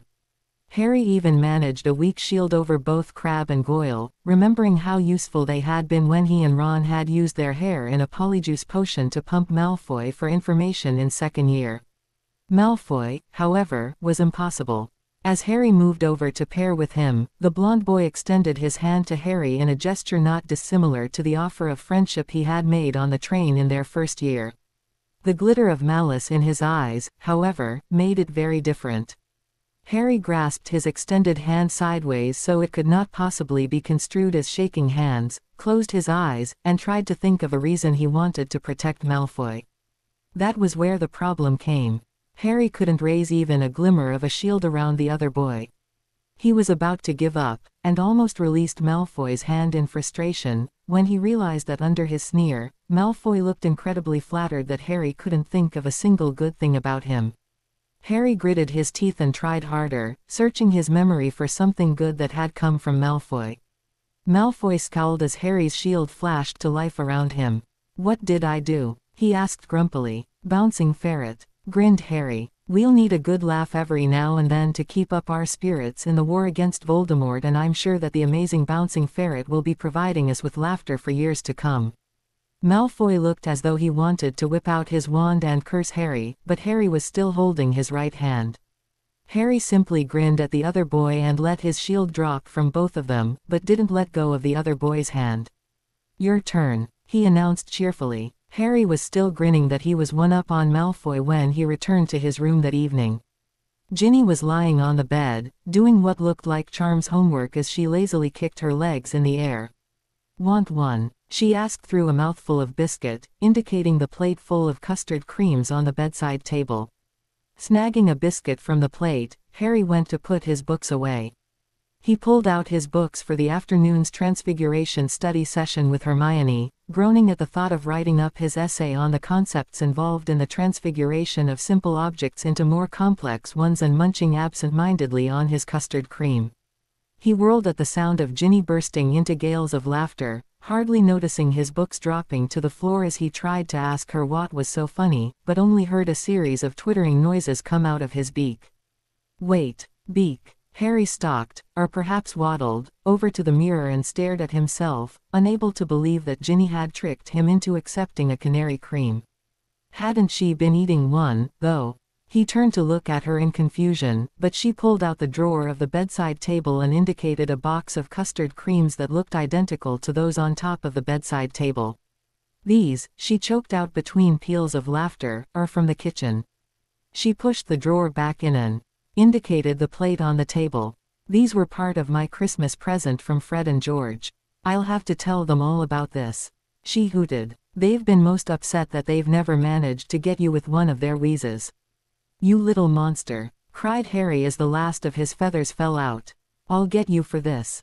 Ginny shrieked with laughter. "You'll have to catch me first," she cried, leaping off the bed and dashing for the door to the common room. "Obfirmempry," Harry cried, pointing his wand at the door and listening to the satisfying click as it locked, unable now to be opened by anyone but him. Ginny flattened herself against the now locked door, unable to get out, as Harry menacingly stalked towards her. Her eyes darted left and right, looking for an escape, but Harry was having none of that. "Accio Ginny," he cried playfully and was somewhat surprised to see that it actually worked as Ginny came flying at him against her will, bowling him over onto the bed. With the ease of much practice, Harry rolled them over so that he pinned her hands over her head and reached down to her stomach to tickle her into submission. Time seemed to slow to a crawl as their eyes locked. It had never really occurred to Harry that Ginny was an attractive young woman. But with her eyes alight with happiness and mischief, her hair a flaming red halo in the candlelight, all of a sudden she seemed to glow. Ginny was beautiful. The air seemed to have turned to treacle. Harry couldn't move, couldn't speak. He felt intoxicated by her very presence, her warm brown eyes, staring up at him with affection and mirth, the adorable dusting of freckles over her nose and around the rest of her face, the sweet point on her throat where he could see her pulse softly throbbing. Ginny's short golden lashes swept down over her eyes, lying nestled against her cheek as Harry felt his face drifting closer and closer to hers. Harry's eyes were still wide open as he felt her breath fanning over his lips, and he felt like he could almost expire at the intimacy. "You're so beautiful," he whispered wonderingly, and her eyes sprang open again, wide with surprise. He could see something glowing in the warm brown depths, and he didn't wait for her reply, letting his own eyes flutter closed, almost of their own volition, as he closed the tiny gap that remained between them. Then their lips touched softly and the world dissolved. All that existed was Harry, Ginny, and the dizzying swirl of sensation and emotion that they were drowning in so sweetly that Harry never wanted to breathe again. Their lips moved against each other softly, gently, and so tenderly that Harry couldn't tell where he stopped and Ginny began, who was who, or who was moving. It was perfect. His mind was screaming at him through the numb haze of wonder, and, when Harry finally discerned the words, they lanced through him like an icy knife. "Mr. and Mrs. Weasley, Dumbledore, they trusted you." Harry leapt away from Ginny as though burned and staggered over to sit in a chair on the far side of the room. The silence was deafening. Ginny finally spoke. "Harry," she ventured very cautiously. "I'm, sorry," Harry stammered nervously. "I shouldn't have done that." Ginny closed her eyes and looked as though she was about to cry. Harry forced himself to keep watching her, making himself see the pain he had caused her by his complete idiocy. He had betrayed Dumbledore, Mr. and Mrs. Weasley, but most of all, he had betrayed Ginny, who had trusted him to behave like a gentleman. Her brow furrowed, as she seemed to screw up all her Gryffindor courage to whisper, "I'm not," in a voice he would hardly have heard if he hadn't seen her lips move. He looked away, unable to stand it any more. "I'm not sorry," she repeated, louder, seemingly gaining courage from the repetition of this statement, "and I don't think you should be either. I know that everyone thinks it's just a stupid crush, but it's much more than that, Harry. Whatever it is, though, I'm sick of blushing and hiding behind doors, and I'm not going to apologize for it anymore." Harry stared at her. There was an oily smudge on his glasses that he suspected was from Ginny's nose brushing against them, but suddenly his heart was racing and it felt a bit like he had swallowed a snitch. If it wasn't just a crush, then, what on earth did she mean? No, this wasn't the time. "That's not," he started, then slumped back into his chair again, trying desperately to make Ginny understand. "That's not what I meant. I'm not sorry about what we did. I know, I like you as more than a friend. And that's what I'm sorry about, because it means that we're going to have to move out of here. It means that your nightmares are going to come back, and so are mine." Ginny started to protest, but he shook his head, frustration and anger starting to take over from the wonderful fluttery feeling that had begun in his stomach when he realized that Ginny didn't regret what they had done. "But that's not all. Most importantly, it means that you're not going to be able to draw out my visions into the pensieve. It means that I might not be able to warn people about what Voldemort's going to do because I might forget some crucial detail." Harry ran a hand through his hair in frustration, stood up and began to pace. He was angry with Voldemort for making his situation so ridiculous that he wasn't allowed to be with Ginny, and angry with himself for feeling this way despite the consequences. His skin tingled as he balled his hands up into fists, his fingernails cutting into the skin of his palms. "Don't you understand, Ginny?" he pleaded. "People might die because of this. And you can't tell me that that isn't my fault." Ginny's face took on a stricken expression as she took in the full consequences of the sudden change in their friendship. She started hesitantly, "We don't have to tell Dumbledore." Harry shook his head sharply. "He specifically asked us to make sure to tell him if things changed. I won't betray his trust like that. If there's one thing I've learned over the past 5 years, it's that hiding anything from Dumbledore is always the biggest mistake you can make. Not only that, but it wouldn't only be Dumbledore we'd be lying to, it would be your family, too. Their approval means the world to me. The Dursleys drummed it into me that I was a worthless freak, so I can never be quite sure whether my own parents would be proud of me. I hope they would be." But I know that your parents are proud of me and I'm not sure what I'd do without that." Harry pulled his glasses off and buried his face in his hands, rage, frustration and despair battling for dominance in his mind, and he found himself trembling with the force of his emotions. He couldn't even feel happy about this situation because of Voldemort. He found his hands being pulled away from his face and looked down to see Ginny kneeling in front of him. The anger melted out of him with a slight shiver as he looked down into her warm brown eyes and serious expression. Her hands held his wrists gently, but somehow Harry couldn't even begin to consider pulling away to hide behind his hands again. Ginny leaned forward slowly and placed a chaste kiss on his lips. "You're right," she nodded. "We have to tell Dumbledore. But can you honestly say that you don't think that he knew or at least suspected that this was going to happen? If it is a matter of life and death, as you say, I don't think that Dumbledore will let anything get in the way of people's lives. Even if it means allowing two young people to sleep together when they obviously don't feel platonically about one another. He would never split us up if it endangered innocent lives or gave too much of an advantage to Voldemort. And even if it did, it wouldn't be your fault." To Harry's surprise, it did turn out to be fine. Dumbledore seemed relatively undaunted by Harry's worries about missing visions of Voldemort, merely offering his congratulations and surprise that it hadn't happened sooner. He allayed their fears by informing them that he had another way of observing Voldemort's gatherings that had been just as effective up to this point. It had been over 3 months since Harry had had a dream anyway, and although it was always good to have a backup, it would not give Voldemort too much of an advantage if Harry could not remember a great deal about his visions. Harry just nodded, his suspicions that Snape was spying for Dumbledore confirmed. Ginny moved back to her own dormitory that evening while Harry stayed in the head dormitory to prevent the nightmares he might have from disturbing the others. Dumbledore suggested that, although the closeness he had felt with Ginny had been most effective at suppressing both their nightmares, there might be another way without resorting to addictive sleeping potions. He thought that, if Harry extracted his dreams into the pensieve immediately, it could help him cope. It worked, at least partially. Extracting the dream dulled the memory of it, which allowed him to get back to sleep immediately instead of lying awake with his heart racing. His nightmares seemed to be less frequent than they had been and less serious, because he wasn't waking up screaming anymore. Instead, his dreams began to be filled with images of a ticklish, laughing, beautiful redhead who cared when he was upset, taught him to dance, laughed at him eating ice cream, stole the covers, and fed him canary creams. The nightmares had a hard time competing with that.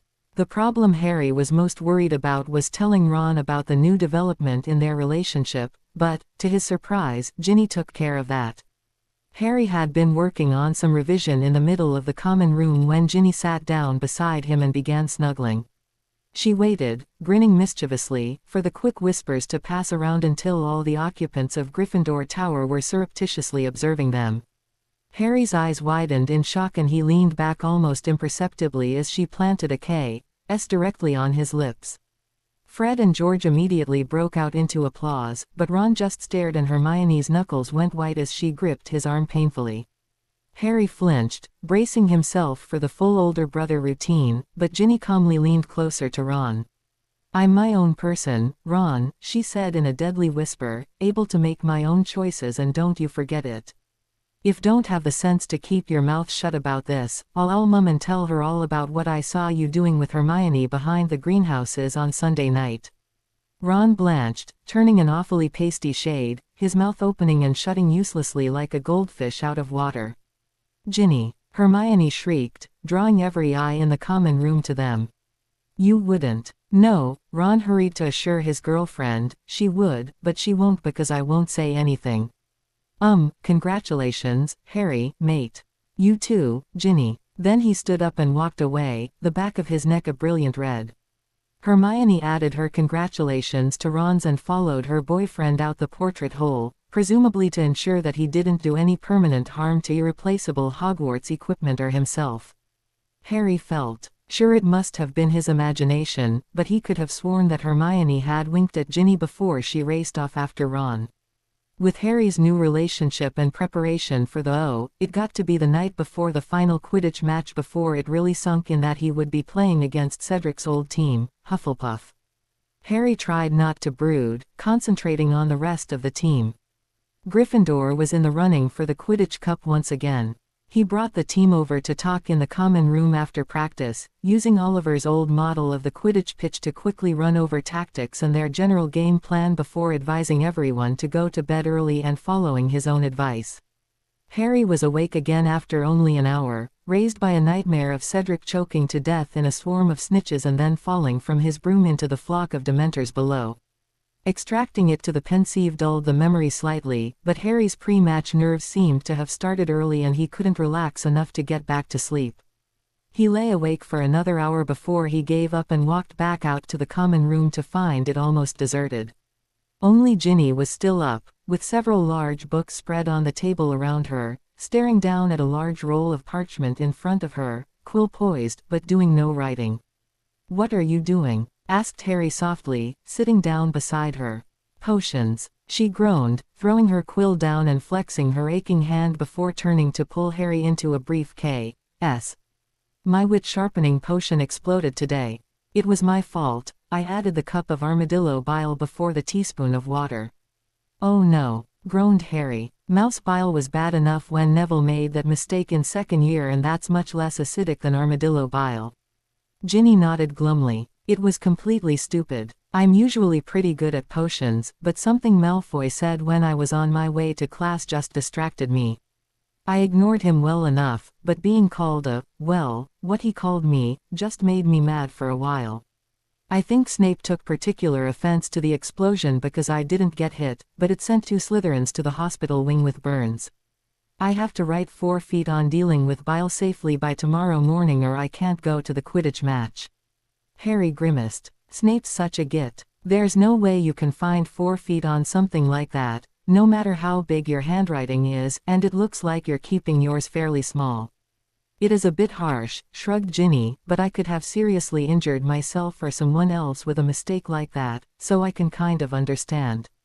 And I think that one of the reasons Snape usually likes me is because I keep my handwriting small, pay attention, and take it seriously when I make a mistake. Fair or not, though, I've got to finish this essay and I can't find anything more." "I remember Neville had the same problem," Harry nodded. "Hermione found him a book in the library on Muggle chemistry that gave him another foot. How much more do you need?" Ginny unrolled her scroll quickly and measured it. 11 inches. "Oh, Harry, that's a great idea. I had no idea Muggles worked with bile. She looked around the common room and seemed surprised to see that everyone else had gone to bed. "The library's shut, isn't it? I'll just grab the invisibility cloak and the map," said Harry, "and we'll go down there and get it." "But it must be really late, Harry," said Ginny. "You need to be in bed or you'll be asleep on your broom tomorrow." "I want you to come to the match," insisted Harry. "And to do that you need that book. I'll be back in a second." When Harry got back with the invisibility cloak and the Marauder's map, Ginny's face was set. "Go back to bed, Harry," she said firmly. "You don't mind if I borrow the cloak and map, do you? I'll be really careful and give them both back in mint condition tomorrow. You need to get some sleep." Harry stared at her reluctantly, but it seemed she wouldn't be moved. "All right," he said finally. "You'll need to know what to look up. Muggles don't work with bile, they work with straight acids because they don't need the magical properties of the animal. You'll find it in a book on chemistry." He spelled it for her and she scribbled it down on a scrap of parchment. "Right," said Ginny. "Chemistry, acids. Thanks, Harry." She went to swirl on the invisibility cloak, but Harry caught her arm. "I'm sorry I didn't know about what happened with Malfoy. I was so focused on this Quidditch game, I haven't even spoken to you today." "What did he say?" "Oh, Harry," she said softly, putting her arms around him and holding him close. Harry took a deep breath, relishing the feeling of being so close to her. "It doesn't matter. He doesn't matter. Don't worry about it. I know you're upset about playing Hufflepuff. You shouldn't be, though. Cedric wouldn't have wanted his house to have an advantage because you're staying up torturing yourself. Especially when it's not your fault." With that, she put on the cloak and vanished. Harry heard her softly activating the map before the portrait hole swung open and shut and she was gone. The crowd roared as Harry stepped onto the pitch with his team. He had managed to get a good night's sleep in the end, and he was thoroughly glad because it seemed like everyone in the school had turned up to this game. All the Slytherins were there, wearing Hufflepuff rosettes and looking utterly disgusted with themselves. The Ravenclaws seemed to be evenly split over Gryffindor and Hufflepuff. Harry wiped his hand nervously before stepping forward to shake hands with Anthony Goldstein, the new Hufflepuff captain. Goldstein's handshake was firm and the faces of the Hufflepuff team were set in determined expressions. Harry shook back firmly and nodded to Owen Caldwell, Hufflepuff's new seeker. Then he was in the air and thoughts of Cedric vanished. Harry swooped and soared over the pitch, putting all his attention into searching for the snitch, ignoring his team and Lee Jordan's commentary. This was Quidditch. Hufflepuff was just another team. It had nothing to do with Cedric Diggory. The game had hardly started when Harry's eye caught a golden flash near the Hufflepuff goals and, since he was much closer than Caldwell, he instantly swung his broom around to chase after it. Before he could even move towards it, however, a sudden pain shot through his forehead and Harry released his broom to clutch at his scar. Harry wrenched his hand away from his scar and forced his eyes open. "Time out," he cried desperately to Madame Hooch, who immediately blew her whistle to indicate the stop of play. Instead of following the rest of his team to the ground, however, Harry flew straight over to the teacher's stand, where Professor Dumbledore was watching the game, and landed in front of the headmaster. "Sir," he panted, "I need to talk to you." "Potter, it's only Hufflepuff," sneered Professor Snape from his position beside Dumbledore. "You can't be that desperate to get out of the game." Snape quietened as Dumbledore shot him a quelling glance and the headmaster led Harry down to the front of the box where no one could overhear them. "What is it?" he asked softly. "It's my scar," whispered Harry, rubbing at it frantically.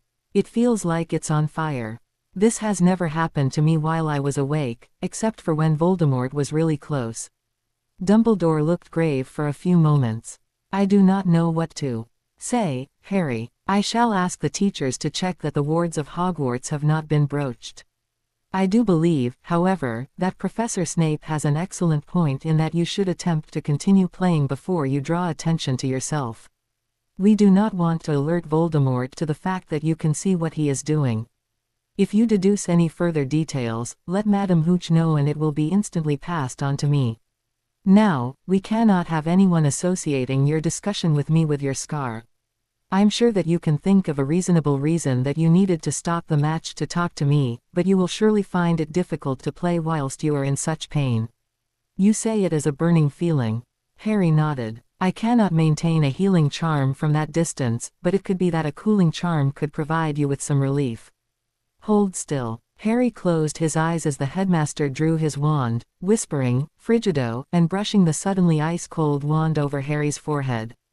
The burning sensation lessened to a bearable level and Harry heaved a sigh of relief, nodding his thanks to Dumbledore before he jumped back on his broom to fly down to join his teammates.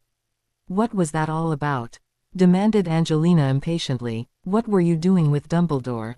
"Look," said Harry, thinking quickly and putting on a slightly embarrassed air, "I'm still having a bit of trouble over Cedric." "Well, it was the truth. I saw him die, right in front of me, and now I'm playing opposite his replacement.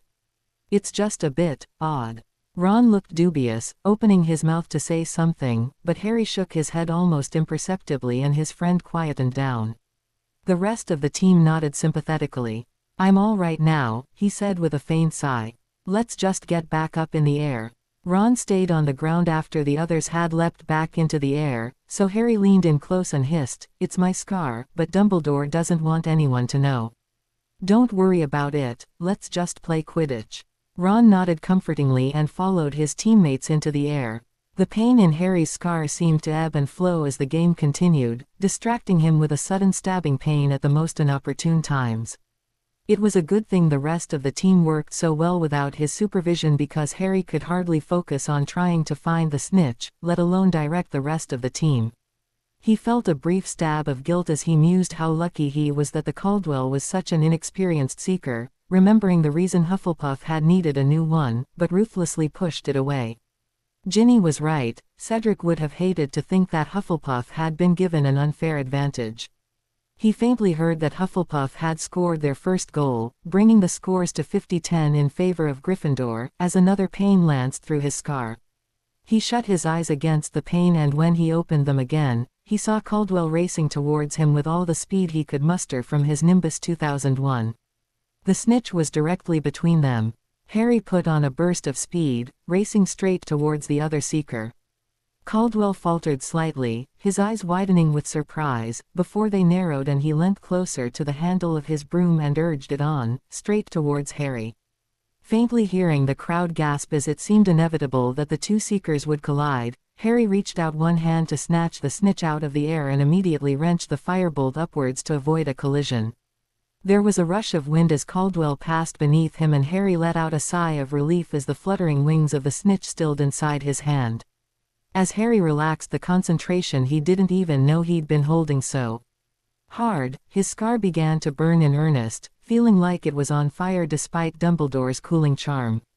His body convulsed involuntarily and, as his head lightened with the pain and his vision started to become strangely blurred, Harry threw his arms desperately around his broomstick to hold on before the vision began.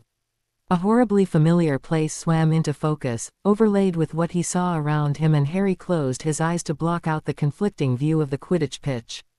What he saw was not the forest where Voldemort met with his followers. Not the old house where Voldemort had killed that old muggle and tortured Wormtail. Not even the graveyard where Voldemort's father was buried. It was the burrow. Two Death Eaters, standing in front of the stove holding a pot of something that was beginning to smoke, held Mrs. Weasley. One held her arms behind her back, the other the tip of his wand to her head. Harry identified the one holding her arms as Lucius Malfoy, not only from the lock of white blonde hair protruding from behind his mask, but from his voice as he muttered a stream of filth in her ear. "Disgraces to the wizarding world, you and your husband both. Living in squalor like this. How many of those children of yours did you get while out whoring for food, Fancy giving us a ride." Mrs. Weasley's face was bright red with rage as she struggled violently to get away from her captor, paying no heed to the wand at her temple. Malfoy unconcernedly poked his tongue out through the mouth hole in his mask and licked her cheek, obviously enjoying her humiliation. Harry looked away in disgust. On the other side of the kitchen, his lip split and bleeding, stood Mr. Weasley, similarly restrained by one Death Eater while another held a wand to his head. His eyes were unfocused and he swayed slightly, although Harry couldn't tell if he had injured his head or if it was the result of some spell. "He is here. I can feel him," hissed Voldemort, diverting Harry's attention from the captured Weasleys. If the Dark Lord had been angry in any of Harry's other visions, it was nothing to compare to this. Voldemort was furious, not just frustrated at some disruption of his plans, but truly enraged, at the world, which refused to lie down and let him conquer it, at his father, who had abandoned his mother to die and himself to a Muggle orphanage, at Muggles in general, at Dumbledore, at Harry for putting him out of action for 13 years. Harry felt drawn in, said towards the vortex of dark emotions, despite the fact that the fury felt somehow unreal. Almost forced, as though Voldemort had been working himself up into a murderous rage on purpose. "Harry Potter!" Voldemort cried to the ceiling, twirling his wand to point at Mrs. Weasley, and Harry knew that his suspicions had been correct. "All you have to do is surrender yourself to me and I will no longer go out of my way to kill those who are important to you. Now watch the first of them die. Avada Kedavra." Mr. Weasley, realizing that his wife's end had come, shook himself out of his trance, sheer desperation showing on his face. With a violent wrench, he broke free from the wizards restraining him and stumbled towards the woman he loved more than life.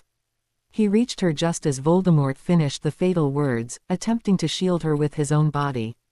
Mrs. Weasley lurched forward frantically, attempting to knock her husband to the ground and protect him from the curse. Malfoy, who had been holding Mrs. Weasley's arms, fell forward with her, losing his footing at her sudden movement. The three adults were falling to the ground, all three instinctively raised shields and flinched as the powerful curse cut through them like tissue paper, falling. The stream of green light connected with something and the vision vanished as his scar exploded in pain, signifying the fact that somebody had died. Harry's eyes snapped open and, suddenly realizing that he was only a few feet from the ground, he tried to pull out of the suicidal dive he found himself in, wrenching the broom handle up and loosening his grip. A levitation spell surrounded him, probably cast by one of the teachers, but hadn't helped a great deal because the way he had grasped his broom had urged it to accelerate towards the ground. The firebolt instantly responded to his change in grip, slowing to almost a halt several feet above the ground. Leaning back and surrendering to the floating feeling of the levitation charm, Harry rolled off his broom to land on his hands and knees. As he emptied his stomach onto the grass below him, a strangely detached part of him wondered who had died. Died, Harry's brain repeated numbly. One of them was dead.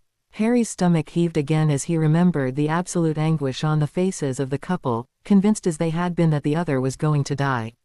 Soft thuds sounded as the team landed on the grass around him. The worried faces of the Weasley twins appeared above him, miming something unintelligible to Harry, and the strangely detached part of him observed that the twins had their father's nose and their mother's eyes. It could have been Lucius Malfoy who had died, Harry tried to convince himself. It seemed awful to wish that the Malfoy's father was dead, even if he was a Death Eater, but it was better than Mr. or Mrs. Weasley. Accio pensive, cried Professor Dumbledore, who had appeared beside him so fast that it almost seemed as though he had apparated. Harry felt the familiar feeling of the memories being drawn out of his mind, leaving him with hardly more than a dull recollection of the events in the dream.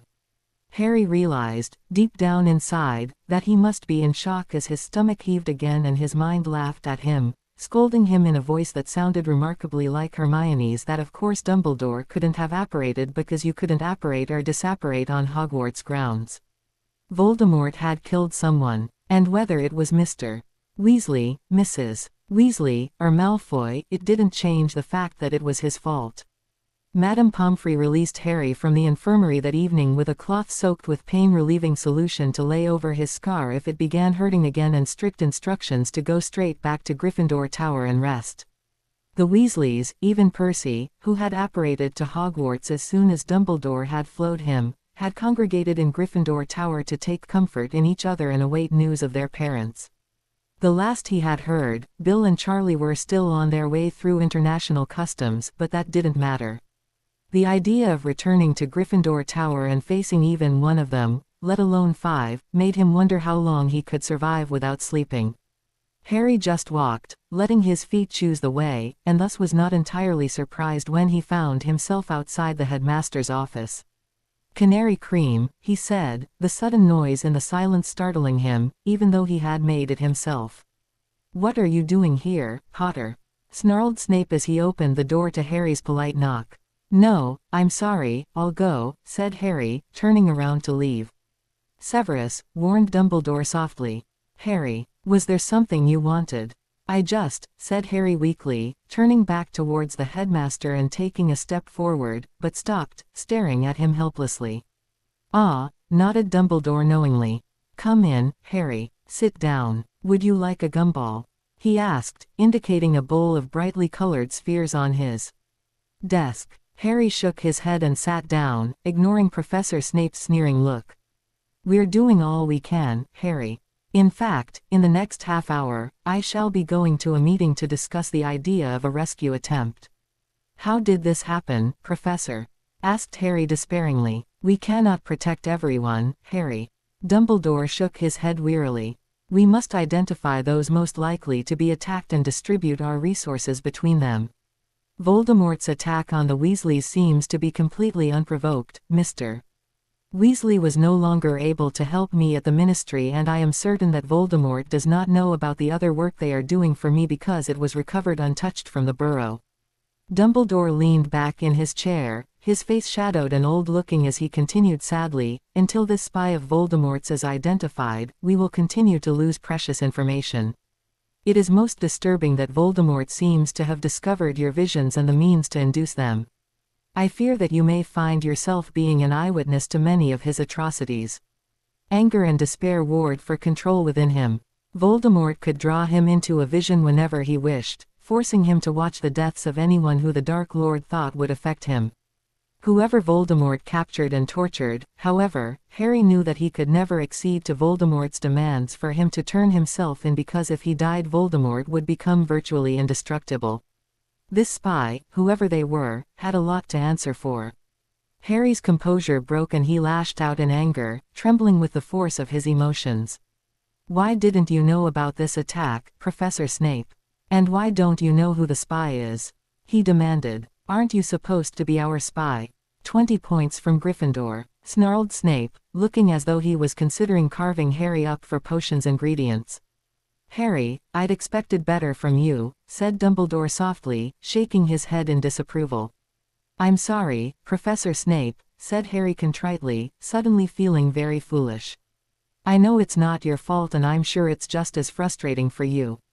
Snape merely grunted and Harry turned back to look at the headmaster. "I think I'll go back to the common room now," he said sadly.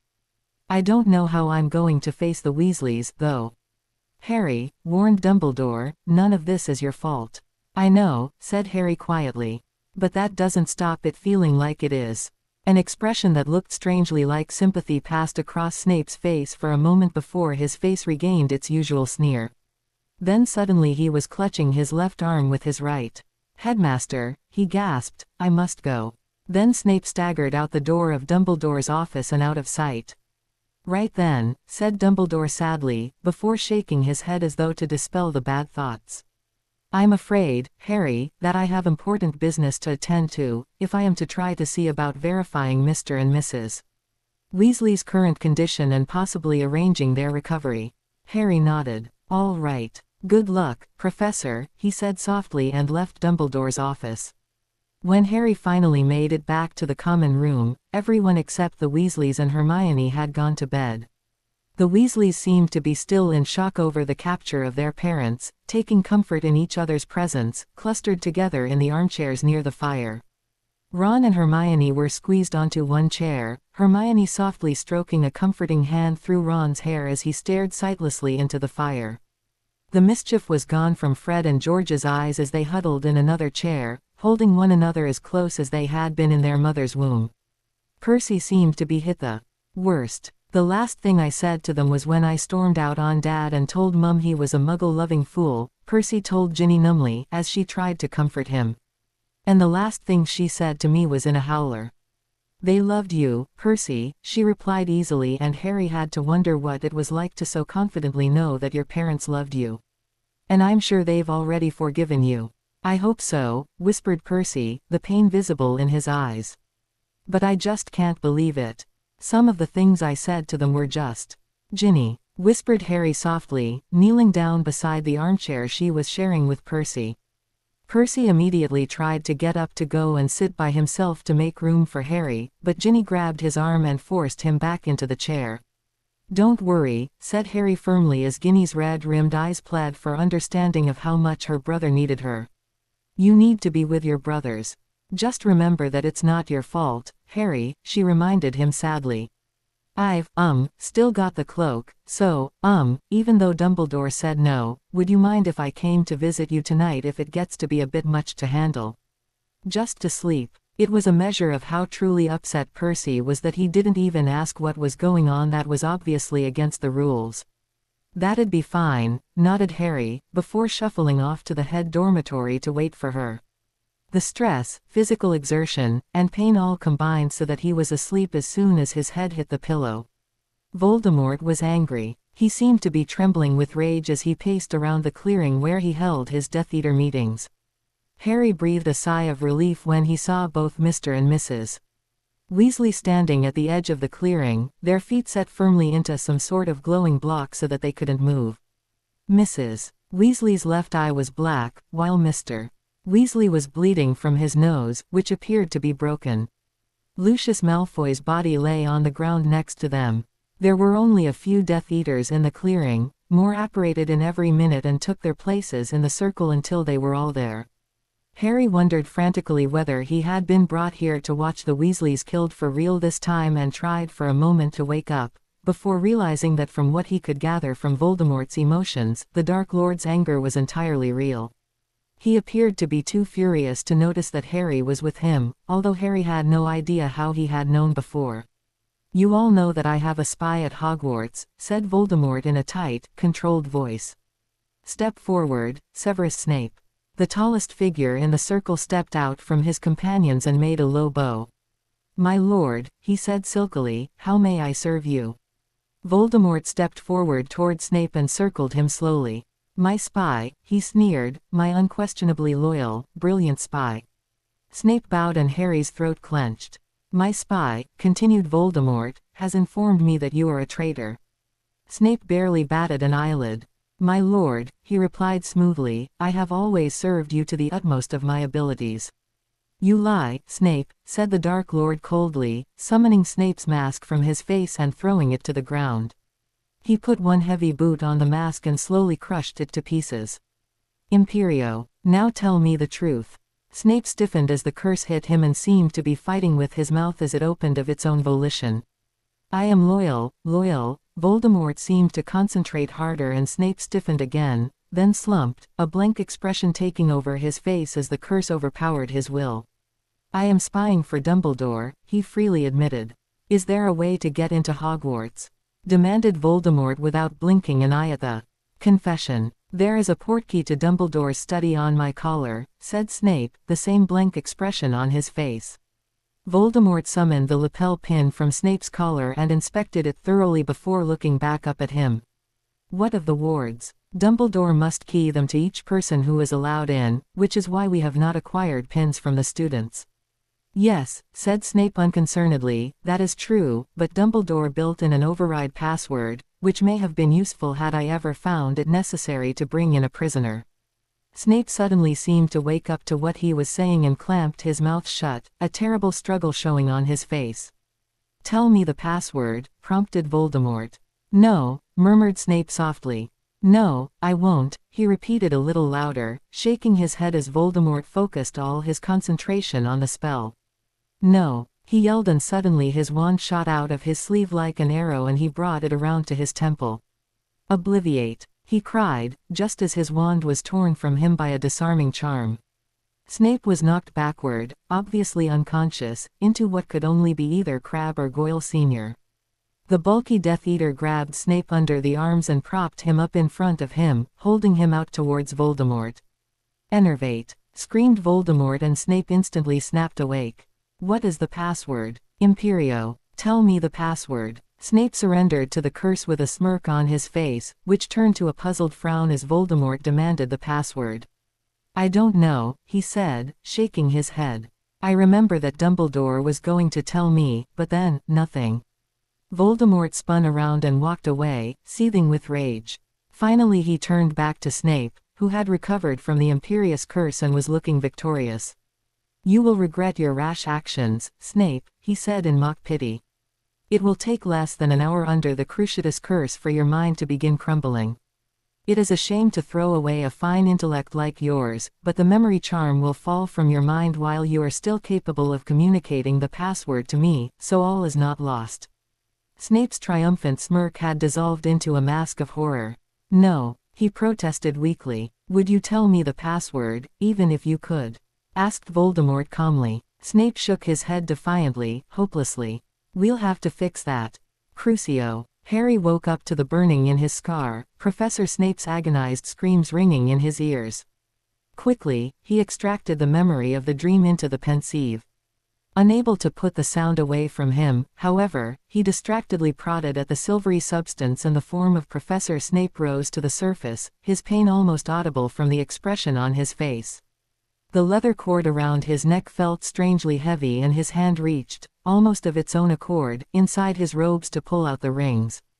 As soon as his hand touched the silvery promise ring, it uncoiled into the delicate form of a tiny S, slithered along his hand, and dropped into the pensieve. Shocked and unthinking, Harry reached forward to pull the ring from the bottom of the silvery liquid, now glowing with a faint green light. He realized his mistake just as his fingers brushed the surface.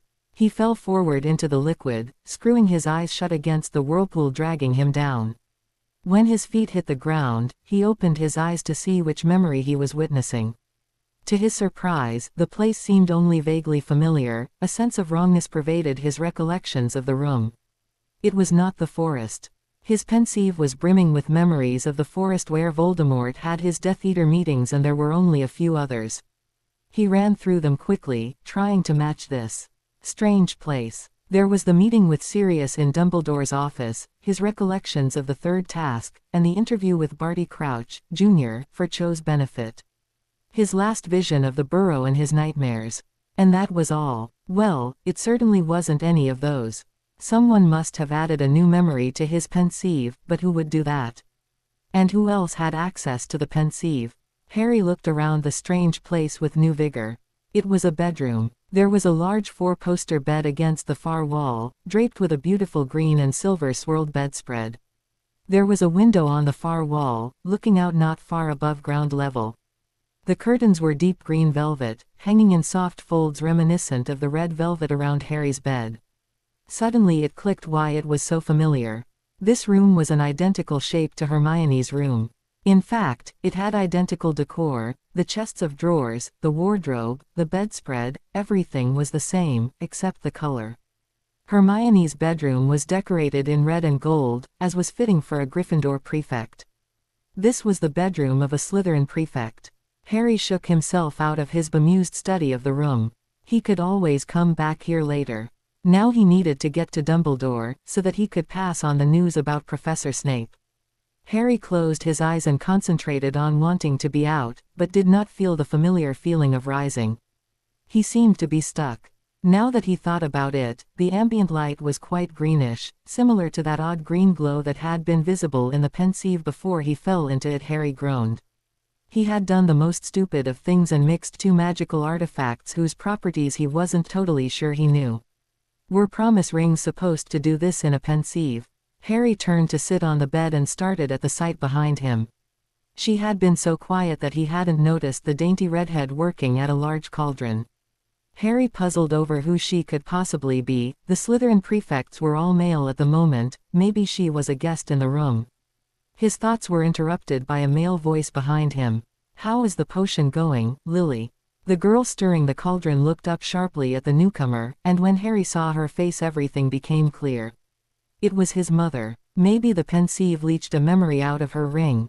But that couldn't be right, she wasn't wearing the ring, so it couldn't. Harry brushed aside his concerns. It was his mother. His eyes were riveted to her, and his brain was numbly repeating the words over and over again. His mother. "It should be ready in about 5 minutes, she replied to the unseen boy behind him. She flashed him a nervous smile and then returned to stirring the cauldron with an intensity of purpose Harry had only ever seen in Hermione when she was in the library. "Well, you were always the better one at potions," said the boy, a smile evident in his voice before he dropped back to a more serious note. "I do love you, you know, Lily. I will always love you." All thoughts of returning to tell Professor Dumbledore about Snape's situation flew out of his mind as he realized who the other person in the room was. His father. This was nothing like the pale shades of his parents who had emerged from the end of Voldemort's wand.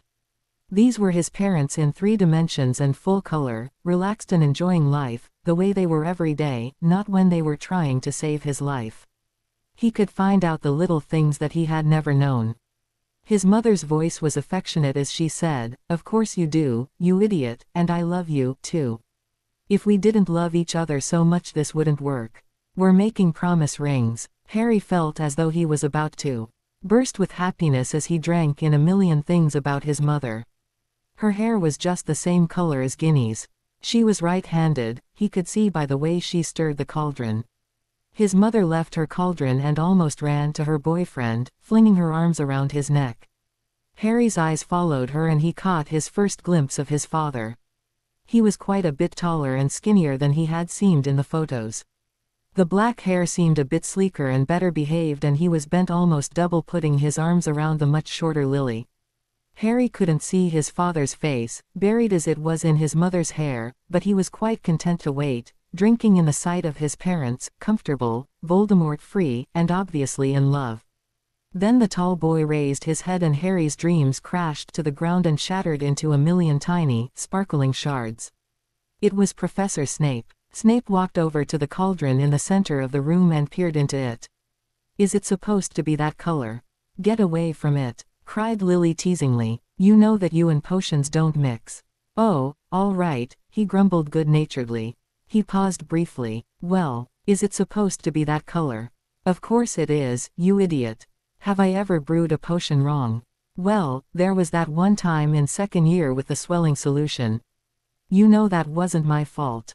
She protested, then continued darkly. It was all Potter's fault. How am I supposed to concoct a swelling solution when there's a firework in my cauldron? How he got to be a prefect, I'll never know, with all the mayhem he's caused over the years. Ooh, the cauldron had just begun glowing with a pale light. That means that it's time to add the hair and then we're done. She carefully extracted a long red hair and a long black hair from a vial and slowly lowered them into the potion. There was a noise like a thunderclap, and suddenly the potion was glowing too brightly for them to look directly at it. The glow slowly faded to nothing and the couple inched forward to peer into the bottom of the cauldron. Yes, Lily cried, then grabbed Snape and began to exuberantly dance around the room. It worked. Snape looked entirely different, with a huge smile lighting up his face, unashamedly twirling Lily. They broke apart again and reached into the cauldron, each emerging with a silver ring. I will love you forever, Lily Evans, vowed Snape sincerely. I will love you forever, Severus Snape, vowed Lily in return. They slipped the rings onto one another's fingers and then leaned forward to seal their vows with a K.S. Harry turned away, not really wanting to see his mother sing Snape of all people. At that moment, however, the room flickered with a strange silver and green light and Harry fell into the next scene. Snape was standing on the road from Hogsmeade to the Shrieking Shack, peering intently behind him. A large patch of mud was dribbling down the side of his face into his hair and onto his shoulder. I know you're there, Potter. He called. You're in trouble now. I know that you're banned from Hogsmeade from that last prank you played on me. The road was silent. Rules are for lesser mortals, aren't they, Potter, not Quidditch Cup winners, like yourself. Even though you're a prefect, you can't help yourself from breaking every rule in sight, can you? Professor Dumbledore will have your prefect badge for this. Not if you can't prove anything, came a disembodied voice from halfway down the road. Later, Snape. Ah, but I can prove it, sneered Snape. I can prove it because I've finally worked out how it is that you get away with all these pranks. Accio Invisibility Cloak. Snape, grumbled the sixth-year version of Harry's father. As the silvery cloak flew off, he and his three friends.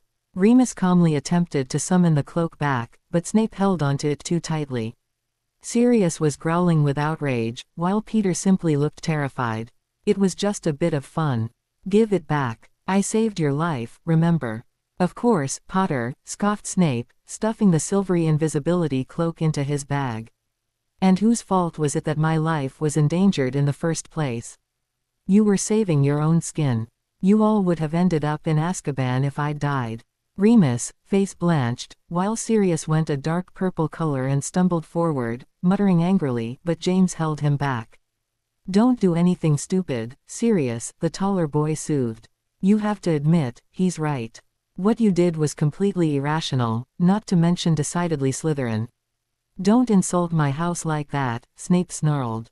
Such a thoughtless moron would never have made it into Slytherin. Now, if you don't mind, he smiled rather nastily and patted the soft lump on his bag where the invisibility cloak lay. I'll just take this up to the castle and show it to Professor Dumbledore. Go on, James, urged Peter in a whisper pitched too low for Snape's ears. That memory charm we found in the library. It's the only way. You'll need to do it. I'm hopeless at charms. Harry's father reluctantly lifted his wand, aiming it at Snape's retreating back. Oculivate. Snape must have heard or felt the charm coming because he whirled and tried to raise a hasty shield, but the white light easily broke through the flickering shield and hit him full in the face. Snape stood stock still, staring straight ahead without moving. It's meant to be obliviate, gasped Remus in horror. Merlin knows what you've done, James. Snape, are you all right? He made to go towards Snape, but Sirius grabbed his arm. No, he said. We've got to get out of here. Grab the cloak and let's go. I agree with Remus, said James stubbornly. We need to get him to Madame Pomfrey. I'll take all the blame, if you like. The rest of you can get the cloak and go." Snape fell to the ground hard as Sirius roughly yanked his bag from him and pulled out the invisibility cloak. Harry's father reached down to try to help him to his feet, but jumped back as Snape batted his hands away. "Go away," Snape cried desperately. "Don't touch me." James tried again, but Snape was adamant, nearly punching him in the nose with one particularly vicious blow. "Okay," said Harry's father resignedly, chasing after his quickly retreating friends and disappearing under the invisibility cloak. "He needs help, but he won't accept it. We'll just have to leave him." "Did you see his face?" giggled the invisible Peter in the distance. "What a joke. If anyone deserved whatever that curse was, he did." The sound of 4 voices laughing rather nervously drifted back towards Harry as Snape brought the small silver serpent ring on his finger to his mouth and whispered, "Lily, I need you." There was a pause, then, "Whoa!" cried Lily as she suddenly appeared right next to Snape and collapsed in a heap on the ground. "Are you all right, Severus?" she panted. "I felt you calling me and I was just thinking about how to get to you and it portkeyed me." Lily trailed off, noticing Snape's silence. "Sev, what's the matter?" Snape, who had been staring at the ground, raised his eyes to look unsteadily up at a spot slightly above her face. "Potter cursed me," he said, an edge of desperation in his voice that Harry had never heard before. "I was too slow to stop it and now I'm blind." "You're so beautiful, Lily, I might never see your face again." "I can't be a wizard if I'm blind. I can't see, I can't aim my wand, I don't know where I am, I can't brew a potion. Oh, Merlin, I can't even read a book." "Severus," she said firmly, grabbing his chin and forcing it up towards her face. "It will be all right. Let's get you to Madame Pomfrey. Chances are, she can fix this in a jiffy. And whether this can be fixed or not, I'll still love you, Sev." "We'll get them expelled for this," she assured him vehemently as she pulled him to his feet and started helping him along the winding road back to the castle. "They can't go around blinding people and expect to stay at Hogwarts." Snape stumbled on a rough patch in the road and would have fallen if it hadn't been for Harry's mother beside him, holding him tightly. "This is all my fault," said Lily softly. "I should never have agreed to have a butterbeer with Helen and let you walk back alone." Snape snorted, stumbling again but seemingly comforted by Lily's tone. "At least I'm sure it's you now. How many times do I have to tell you that things like this are not your—" Harry's heart softened, ever so slightly, and he tried once more to escape from the pensieve, wanting to go and tell Dumbledore about Snape's capture. Again, there was no familiar feel of rising and Harry was left watching his mother gently guiding Snape down the road towards Hogwarts.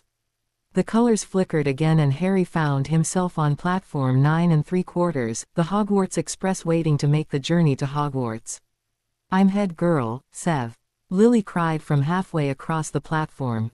"Can you believe it? I always knew you would be, love," Snape replied, picking her up and whirling her in a circle, before pulling her close. "I missed you," he murmured into her hair. "I missed you too, Sev," replied Lily. "So tell me," he grinned, "who's head boy?" "I'm longing to grind Potter's face in the fact that he could never be head boy after that prank last year." "Well, actually," Lily started, obviously not really knowing how to tell Snape that he was wrong. But Lily didn't have to finish, because Snape guessed what she had to tell him from the look on her face. "Oh no," cried Snape. "They can't have." "They did," Lily said grimly. "I have to put up with that prat all year. I have to work with him. Everyone knows how much we hate him." "Never mind, love," said Snape, pulling her to him. "I'm sure it won't be too bad. I'll help you if he's not willing to pick up his end.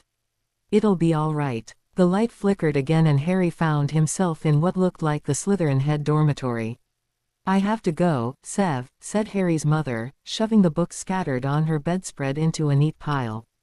"I've got to meet up with Potter to discuss the preparations for the next Hogsmeade weekend." "Don't let him get under your skin, love," called Snape amiably from where he lay on Lily's bed, contentedly working on an essay of some sort. Lily stopped in the doorway and looked back. "He's actually been very helpful this year. He hasn't pulled any pranks or disrupted the meetings, even when he's not being watched. It's like he's completely changed." "It's probably just an act," said Snape sourly. He's saving up for something big, that's what he's doing. But what if it's not? What if he's not the boy he used to be? Could you forgive him? Snape looked startled, then his face hardened. Forgive him, he spat. He almost killed me. He blinded me for a week. Why should I? Lily simply nodded her head sadly and left, as though it was the answer she had expected, but not the one she had hoped to get. Snape sat fuming on her bed, watching her retreating back. The scene changed again. Lily, I need to speak to you. Lily looked up from the table in the library that she was sharing with James.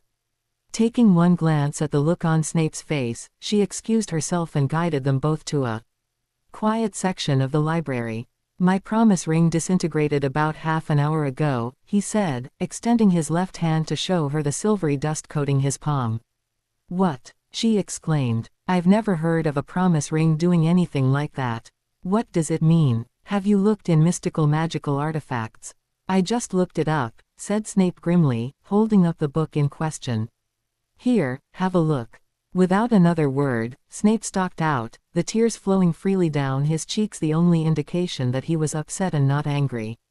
Another scene materialized around Harry. Snape was sitting at the side of the lake, hurling small stones into the water with all the force he could muster. Lily sat beside him with her face buried in her knees, helplessly twisting the silver ring on her finger. I'm sorry, she sobbed. This is all my fault, I'm sorry.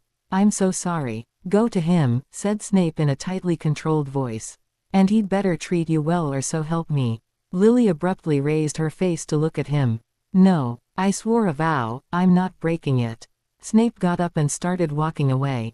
You are not breaking any vow because I am releasing you from it. You love him, not me. Go to him. I want you to be happy. But, he paused for a moment and looked back uncertainly. Will you keep wearing my ring? I mean, you don't have to wear it on your finger if you don't want to, but somewhere.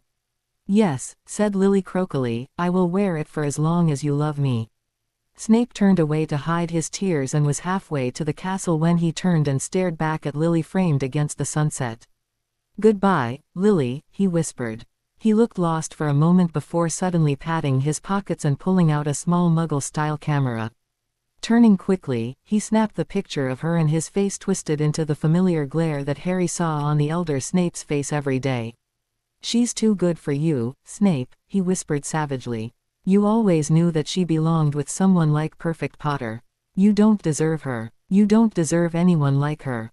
Just remember that. Then he stuffed the camera back into his pocket and continued his dejected journey back to the castle. Turning back, Harry recognized the photo as being in his album, the one where his mother had run away from him because she thought he was his father.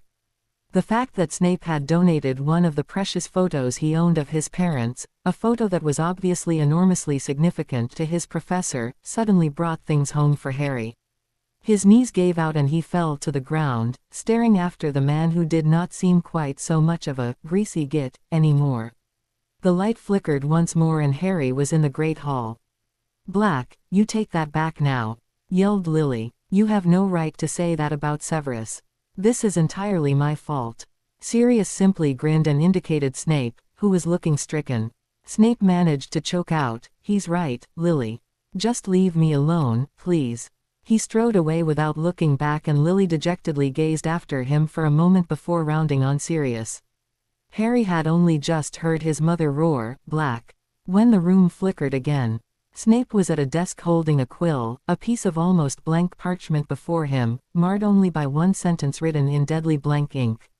I accept. Yet another scene formed around Harry as the desk faded away. Snape was on his knees in Dumbledore's office, with Dumbledore himself looking down at him gravely. I am a Death Eater, Headmaster. Do as you will with me, I am ready to face the consequences, but please believe me. Snape took a deep, shuddering breath before continuing. He wants to kill the Potters and put Lily under the Imperious curse. Voldemort thinks that, if her husband and child were dead, her will to live would be almost non-existent and she would not be able to throw off the curse. He wants her power, Headmaster. He won't even try to persuade her to the cause because of her parentage. He will destroy everything she cares about to weaken her, put the curse on her, and use her until she is burned out. And if she does not submit, he will kill her. I love her, Headmaster. Please believe me, I do not wish to see her harmed. The memories continued. The Death Eaters stood in a faithful, silent semicircle behind Voldemort as he raised his wand. A glowing purple sphere appeared around Voldemort as a protection in case the spell bounced. Imperio, stand aside, you silly girl, he called. Stand aside, now. Lily stiffened, but threw off the curse with little discernible effort. Not Harry, please no, she cried frantically, take me, kill me instead. Imperio, Voldemort tried again, but it was no more use than the last time, as Lily easily threw off the curse. Not Harry, she cried, shielding her child with her body. Please, have mercy, have mercy. Tears burned in Harry's eyes as he saw the look on Voldemort's face. Voldemort had realized that Lily would never submit to the curse while her child lived and would never allow her child to die while she was still alive.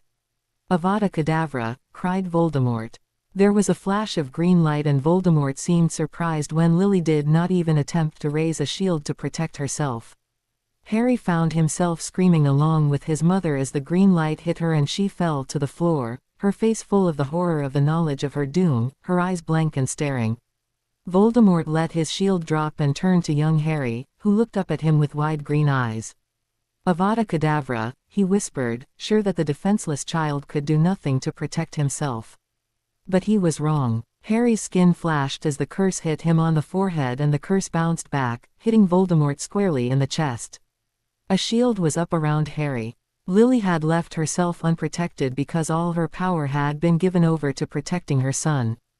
Changed by the shield left by the boy's dead mother, the killing curse did not take life and leave the body behind as a useless husk. It disintegrated the body and left behind a smoky presence, less than a ghost, more than just air. The remains of Voldemort gave a roar of rage, then speared upwards towards, there should have been a ceiling. And a roof, Harry decided. At least, there had been before. Looking around, Harry realized that there wasn't much left of the house at all. Young Harry was squalling inconsolably in his crib and all the Death Eaters had left when an obviously shattered Severus Snape apparated in, knowing that he was too late as he hopelessly stared around at the devastation. He stumbled desperately through the ruins, finally kneeling and holding his love's lifeless body to him. As he rocked her gently, he turned his face to the sky and let out a heart-rending cry of agony and loss. As the long cry faded, Snape leant down to bury his face in her shoulder, his body shaking uncontrollably in his grief. The colors flickered again. This time the colors did not fade into another scene, they continued to swirl molten silver and green, filling Harry once again with the love he had felt when he held the ring. The sharp pang of loss spreading through him was now clearly identifiable as Snape's pain at the loss of his mother's love and then her life. Harry looked around nervously trying to discern what was happening. Son of my heart's beloved, came a quiet voice. Who is it? Harry cried as he whirled with his wand held at the ready. I cannot understand you, it continued. Softly. Speak in my language, I can feel the ability in you. Suddenly it clicked and Harry looked down at the small silver ring he was holding in his hand. It had become a tiny, but perfectly formed, silver S, rearing up with its tail curled under it. The promise ring's tiny emerald eyes fixed Harry with a steady gaze as it flickered its miniature forked tongue. Hello, Harry hissed in Parseltongue. Can you help me to get out of here? Yes, hissed the tiny S, but we shall talk more once we are out of this vessel for thoughts. Harry felt himself rising through the air, green and silver swirled violently below him, and suddenly he was back in his dormitory. He looked down at the S in his hand, still stunned at the fact that it seemed to be an entity in its own right. It gave a frustrated little hiss that seemed to Harry like the S equivalent of a sigh. Yes, I can talk. No, I did not before because there was no reason to do so. My heart despised you, for you carry your father's stamp most openly. But, son of my heart's beloved, I have no choice now. I saw that you know of my heart's torture. Can you save him? No, replied Harry firmly, quickly making the connection between the promise ring's heart and Snape.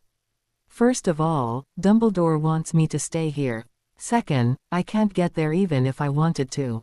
And third, there's nothing I could do if I did get there, because it's me that Voldemort's after. Now, I have to go warn Dumbledore. They'll be able to break through the wards in less than an hour. He might be able to save Snape.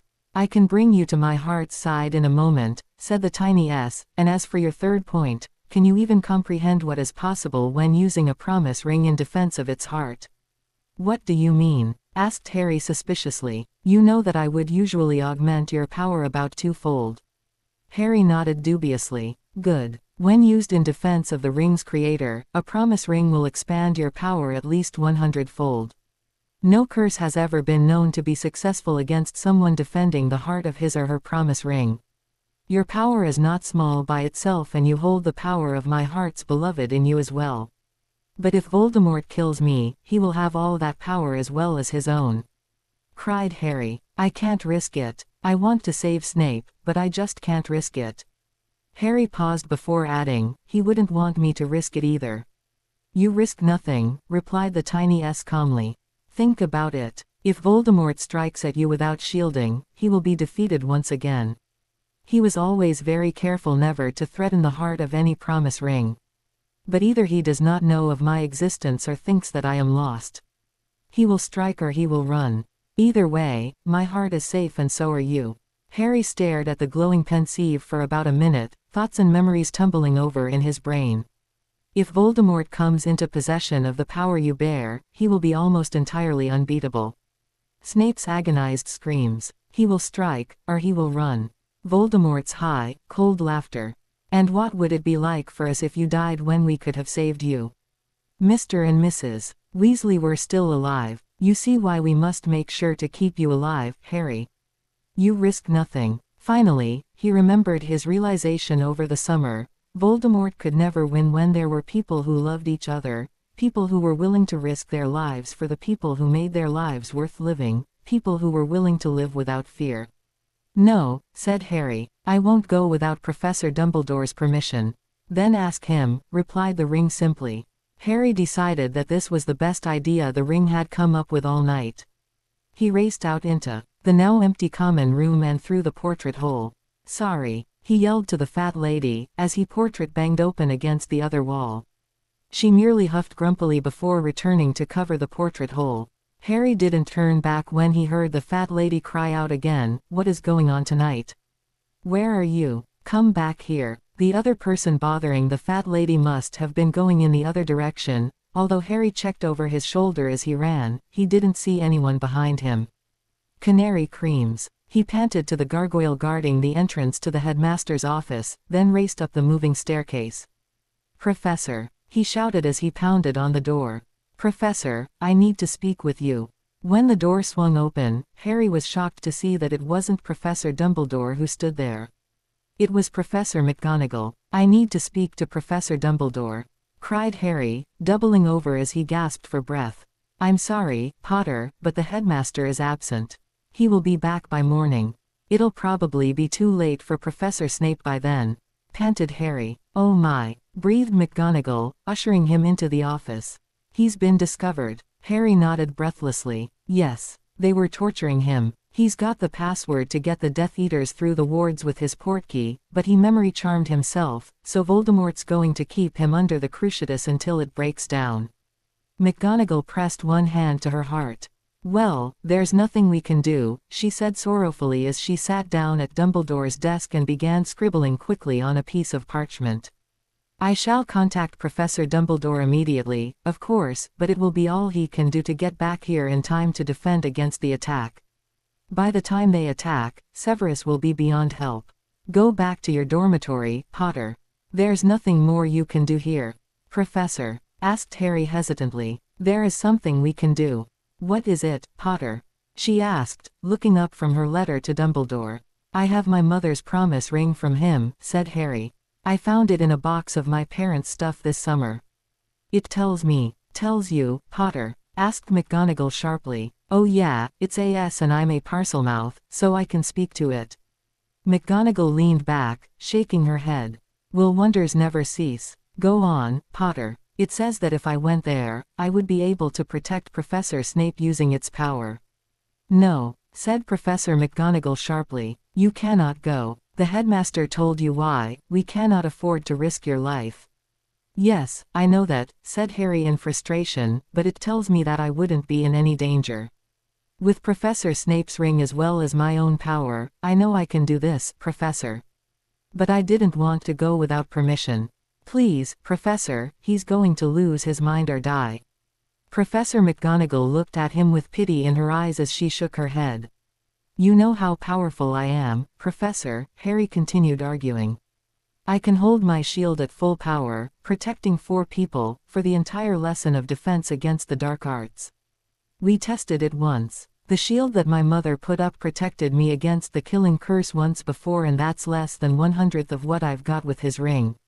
You and I both know that it's strong enough. I can easily hold them all back for a few minutes so that I can get to Professor Snape and then portkey us both back here with my pin. I promise I won't do anything but sit there and shield. I'll even, Harry paused as his throat closed up on the words. I'll even ignore Mr. and Mrs. Weasley, if that's what you want. They're both there and they're both alive. Was the soft sob Harry thought he heard from Professor McGonagall just his imagination? Her face didn't change expression, but Harry was sure he had heard something. He pressed his advantage. There were Death Eaters everywhere, and I know I probably can't do anything to save the Weasleys, but I can save Professor Snape. Professor Snape doesn't deserve this, Professor. He spies for us, he risks his life for us. The least we can do is try to save him. Professor McGonagall's face crumpled and she drew out a dainty red and gold striped handkerchief to dab tears away from the corners of her eyes. Go, Potter, she said tightly. Just go, before I change my mind. Thank you, Professor, said Harry, putting up one hand to check that his portkey back to Hogwarts was on his collar before turning back to the ring. Okay, he hissed softly, slipping it onto his right ring finger. Take me. Harry felt a familiar jerk behind his navel as the promise ring activated. It felt slightly different to a portkey though. For a moment, Harry fancied he could feel someone's arms around him, holding him tightly as the wind howled around him and the headmaster's office swirled out of view. The arms were torn away as his feet slammed into the ground.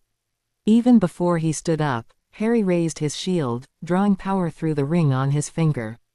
Instantly the crackling purple glow surrounded him.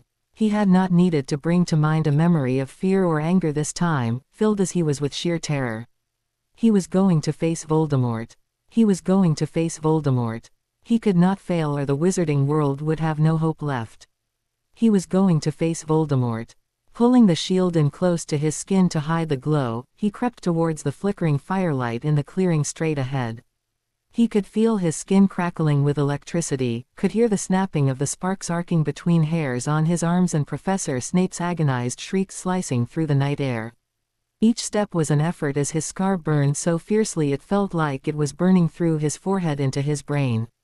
His body simply wanted to collapse to the ground and never get up again. Suddenly remembering the healing cloth Madame Pomfrey had given him for the pain in his scar, he dug it out of his pocket and desperately pressed it to his forehead. It soothed the pain back to a dull itch just as effectively as Ginny's healing charm. Harry pulled it away, gasping as the pain in his scar returned, but managed to concentrate enough to transfigure the cloth into a muggle hat and jam it back on his head so that it soothed his scar, hoping he didn't look too stupid. Not that it really mattered, he supposed, but he wasn't sure if he'd ever live it down if Draco Malfoy got wind of him attacking the Dark Lord with a washcloth stuck to his forehead. Harry whirled as he heard a rustle of leaves behind him, but saw nothing and tried to force his mind back to the task at hand. Was he a Gryffindor or not? He crept closer, hiding behind a tree on the edge of the clearing and attempting to work out how to get to Snape. There was a gap in the Death Eaters directly in front of him, but Harry couldn't hope to get all the way to Snape without some sort of distraction. Mr. and Mrs. Weasley were on the other side of the clearing, about 2/3 of the way around, so he looked on the other side. Whatever his distraction was, he didn't want them getting caught in the crossfire. Do you remember the password yet? Sneered Voldemort, lifting his wand from the puddle of black robes in front of him for a moment. Snape raised himself up onto his knees and spat at Voldemort before slumping to the ground again in another fit of convulsions, overcome with the pain of another burst of the Cruciatus curse. When his eyes landed on a particularly big pine tree on the edge of the clearing, Harry knew that he'd found his distraction. It was far away from both himself and the Weasleys, and there was a huge pile of pine needles around the bottom, which looked to be about 3 inches thick. If he sent some of Hermione's bluebell flames towards it, it would surely catch fire immediately and draw the Death Eater's attention away for crucial moments. Of course, he didn't want to set the whole forest alight, but what choice did he have? He drew his wand and aimed it carefully. Influm. Harry stopped. It looked like his distraction had been made for him when Mr. and Mrs.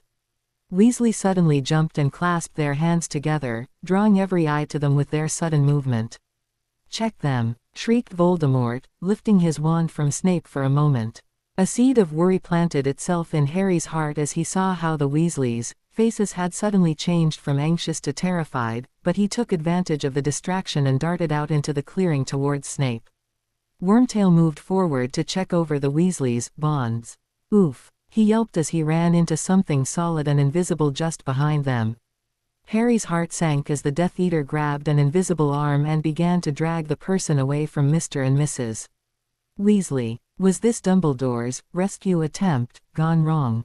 Deciding that, if it was, he could at least get Snape out while Voldemort was distracted, Harry ran, ducking under a Death Eater's extended arm and darting into the middle of the circle. "Go!" shrieked an achingly familiar voice, and Harry almost stopped right where he was out of shock. It was Ginny. Arthur Weasley looked hopelessly at his wife, who looked straight back into his eyes. "They stayed. You can't help here, not without your wands." Ginny cried again, as 3 Death Eaters warily closed in on her parents, eyeing them over in an attempt to determine what was different. "Get help, just take my pin and go, or we all die." Their eyes still locked, but obviously aware that if they did not use Ginny's portkey soon, then the Death Eaters would have them all. Mr. and Mrs. Weasley nodded unhappily to one another. "We love you, G.I.," called Mrs. Weasley softly, and then they both vanished along with the glowing block in which their feet had been set to prevent them escaping. The 3 Death Eaters scowled as their attempt to grasp the Weasleys made contact with only air. Harry's head was spinning. Ginny still had his invisibility cloak. She had been coming down to visit him in it sometime during the night. She must have seen him leaving Gryffindor Tower and followed him under the cloak. That would explain the noise the fat lady had made not long after he was gone, but how did Ginny get here? Harry's heart did a guilty sort of jump again as he realized that the arms he had felt around him had not been the echo of his mother's arms. Ginny had grabbed him and been taken with him. Somehow Harry's feet had kept going even though his brain seemed to be disconnected from them, and, in the hubbub of the distraction, he had managed to reach the center of the circle, and Professor Snape, without any of the Death Eaters noticing him. He grasped Snape's arm with his left hand and concentrated on the way the potions master had obliviated himself to protect Hogwarts, how important it was that this man was not tortured for the information he held. As the shield ran out over the other man, covering him in an instant, Harry felt a sudden blaze of power rush through him, making his shield flash almost blindingly. It seemed the ring had been right about the amount of power he would have when protecting its heart. He could feel his hair standing on end from the sheer power he held, but tried not to let it distract him. Snape's pain-filled eyes took one look at Harry before they rolled back up into his head and the potions master fainted. "Ginny!" Harry's mind was shouting. She had no way of getting back to Hogwarts without a portkey pin. Harry tried to concentrate on his shield. He couldn't help Ginny if he was dead. Surely there was something he could do to get to her. The Death Eaters all turned to stare at the shielded duo in the middle of the clearing with amazement. "Mr. Potter," said Voldemort smoothly. "So nice to see you once again. What a pity it won't be for long. Get that cloak off and see who the spare is this time." The spare. The spare. The words echoed through Harry's numb mind like the beat of a drum. The spare. Ginny wasn't a spare. Kill the spare. No, cried Harry uselessly as Wormtail tore the silvery invisibility cloak seemingly out of thin air to reveal Ginny. The cloak fluttered forgotten to the ground as he grasped Ginny's arm tightly, making her gasp with pain. The sight of her familiar face spurred Harry's brain into high gear. Harry's shield flickered and he tried desperately to focus. How could he get to her, or her to him? He couldn't move while shielding. Doing so made maintaining the borders nearly impossible. He couldn't curse Wormtail because he would need to drop his shield for long enough to let the Death Eaters curse him. What he needed was something that worked directly on Ginny. Accio Ginny, he cried suddenly, getting ready to flick his shield down for an instant to allow her to pass through the barrier. Wormtail had to strain briefly to keep hold of the struggling girl as she was magically pulled towards Harry, but the simple summoning charm could not break his grip. A disarming charm would probably work, but that required an outgoing as well as an ingoing magical pulse, and his shield would be down for too long. "Ah!" cried Voldemort in understanding as Harry used Ginny's name. "I'm honored to finally make your acquaintance, Miss Weasley." "I'm not afraid of you, Tom," spat Ginny. "I know what it means to be a Gryffindor now. I won't let you control me again." She kicked Wormtail in the knee and tried to spin away from him, but he made a grab for her and caught her left wrist. "Relatio!" she cried, and red sparks shot out of her wand at Wormtail, burning his shoulder above the silver arm, forcing him to let go. "Expelliarmus!" cried Voldemort, catching her wand as it was torn from her grasp and snapping it easily in one hand. Wormtail grabbed her again before she could take a single step, managing to get both her arms firmly in his grip this time despite her best efforts to escape. "My dear girl," he continued happily, tossing away the broken pieces of her wand as though they were rubbish, "do you honestly think you could stop me? Or that I even need to control you? Having borne witness to Potter's admirable little speech a few weeks ago, I am certain that you will make an excellent hostage to use against him, whether you are willing or not. Perhaps you can convince him to lower that excellent shield of his." "Don't you dare, Harry!" she yelled, before Harry had even had a chance to comprehend what Voldemort was saying. "You know what happens to the whole world if you die. If you let him win just to save me, I promise you I'll come back and haunt you for the rest of your—" The sound cut off abruptly as Voldemort sent a silencing charm at Ginny, leaving her mouthing uselessly in rage. "I'll take that as a no," smirked Voldemort. "Such a passionate young woman, Mr. Potter. Ah well, you leave me no choice, Miss Weasley." Crucio. Ginny crumpled like a rag doll, supported only by the impassive-looking Pettigrew, as convulsions racked her helpless body and her mouth opened in a soundless scream.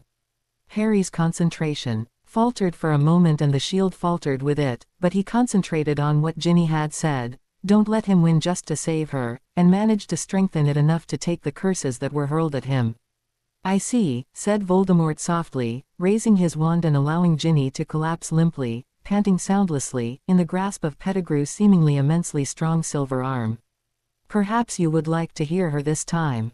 Don't you dare give in." "Har," was all he heard before her screams ripped through the air, sounding 10 times louder and more agonized than they should have. Harry shut his eyes, trying to block out the screams, concentrating on his shield, on Professor Snape, who he could save, on the ring, and on his fear and anger, which was the easiest by far. Finally it stopped, and the only sound was Ginny's harsh panting as she struggled to regain her breath. "Hold her still, Wormtail," ordered Voldemort. "A hostage is worth nothing, Mr. Potter," he said harshly, "if one is not willing to dispose of them. Drop your shield or say goodbye."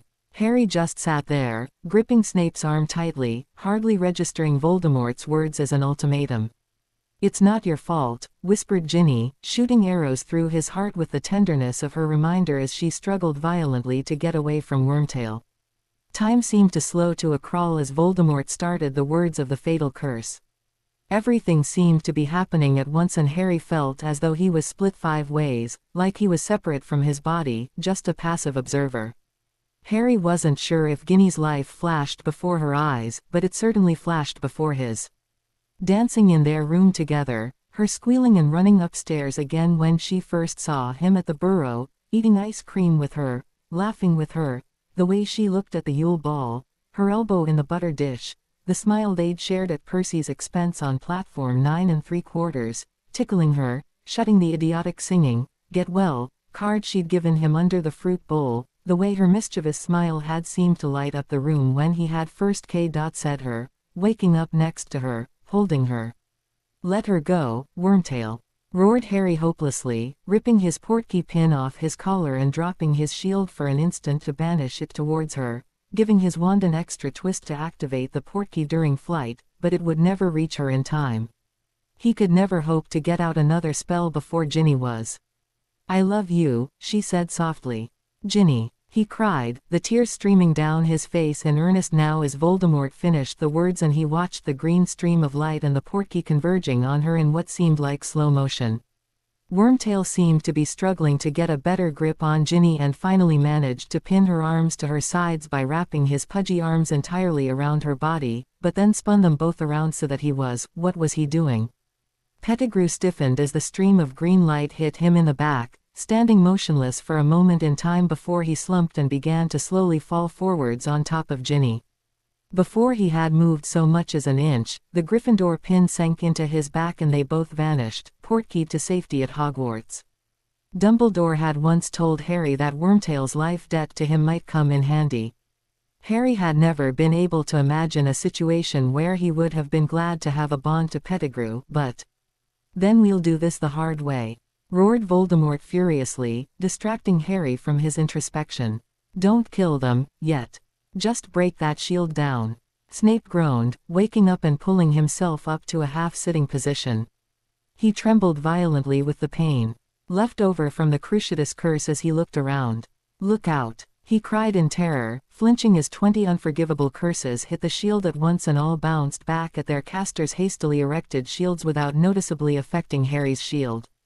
Snape stared up at Harry in something that approached awe, but quickly shook off his surprise. "What are you doing here?" he demanded. Rescuing you," replied Harry rather sheepishly. "Then activate your pin, Potter," he ordered furiously. "We'll discuss this reckless and utterly Gryffindor stunt when we get back to Hogwarts. Now, Potter." Harry just stared at him, feeling more and more stupid. "All right then," said Snape in frustration, blinking blearily, "if you are such a dunderhead that you don't have enough attention to spare for things like saving our lives before you run out of power, then I'll do it for you." He reached up with his shaking left hand for the pin from Harry's lapel. "It's not there." Ginny needed it," muttered Harry, half hoping that Snape wouldn't hear what he'd said. "You don't have any sort of," Snape spluttered before his face reformed itself into a bitter mask. "What a wonderful rescuer you turn out to be." Precious Potter snatches defeat from the jaws of victory by throwing away his only escape route. He sneered. "Oh, come on, Professor Snape," cried Harry. "We're not exactly defeated yet." "Oh yes, that's right, I'd forgotten the perky, upbeat Gryffindor mentality. It doesn't get much worse than this, does it, Potter?" "Well," said Harry quietly, "I could always be dueling with the newly resurrected Voldemort after seeing a friend die." There was no hope then either. Snape mouthed at him helplessly for a moment before settling back to glaring at him. "Touching, very touching," interrupted Voldemort mockingly. Snape glowered at Harry, seemingly attempting to pretend that Voldemort didn't exist and channel all his anger into glaring at Harry. Harry wondered if it was possible to spontaneously combust under one of Snape's glares. "I'm afraid I don't intend to give you a chance to duel with me again, though, and there are no portkeys out of here just hanging around." The bright curses battered against Harry's shield and he closed his eyes, trying to block them out, trying to block Snape out, trying to concentrate. "Would you like to know who betrayed you, Snape?" continued Voldemort casually, drawing his words out as though the person remotely mattered. Harry ignored him, concentrating on his shield.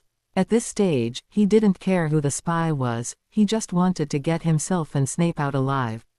"Who told me that you were a spy?" persisted Voldemort. "Who told me where to attack in Diagon Alley? Who told me where to find Potter's godfather? Who told me who the Creeve's secret keeper was? Who told me that when I was angry, Potter could hear everything I said? Who told me that those Weasleys mattered so much to Potter? I was quite disappointed in you, Potter, when you decided to leave them with me to rot."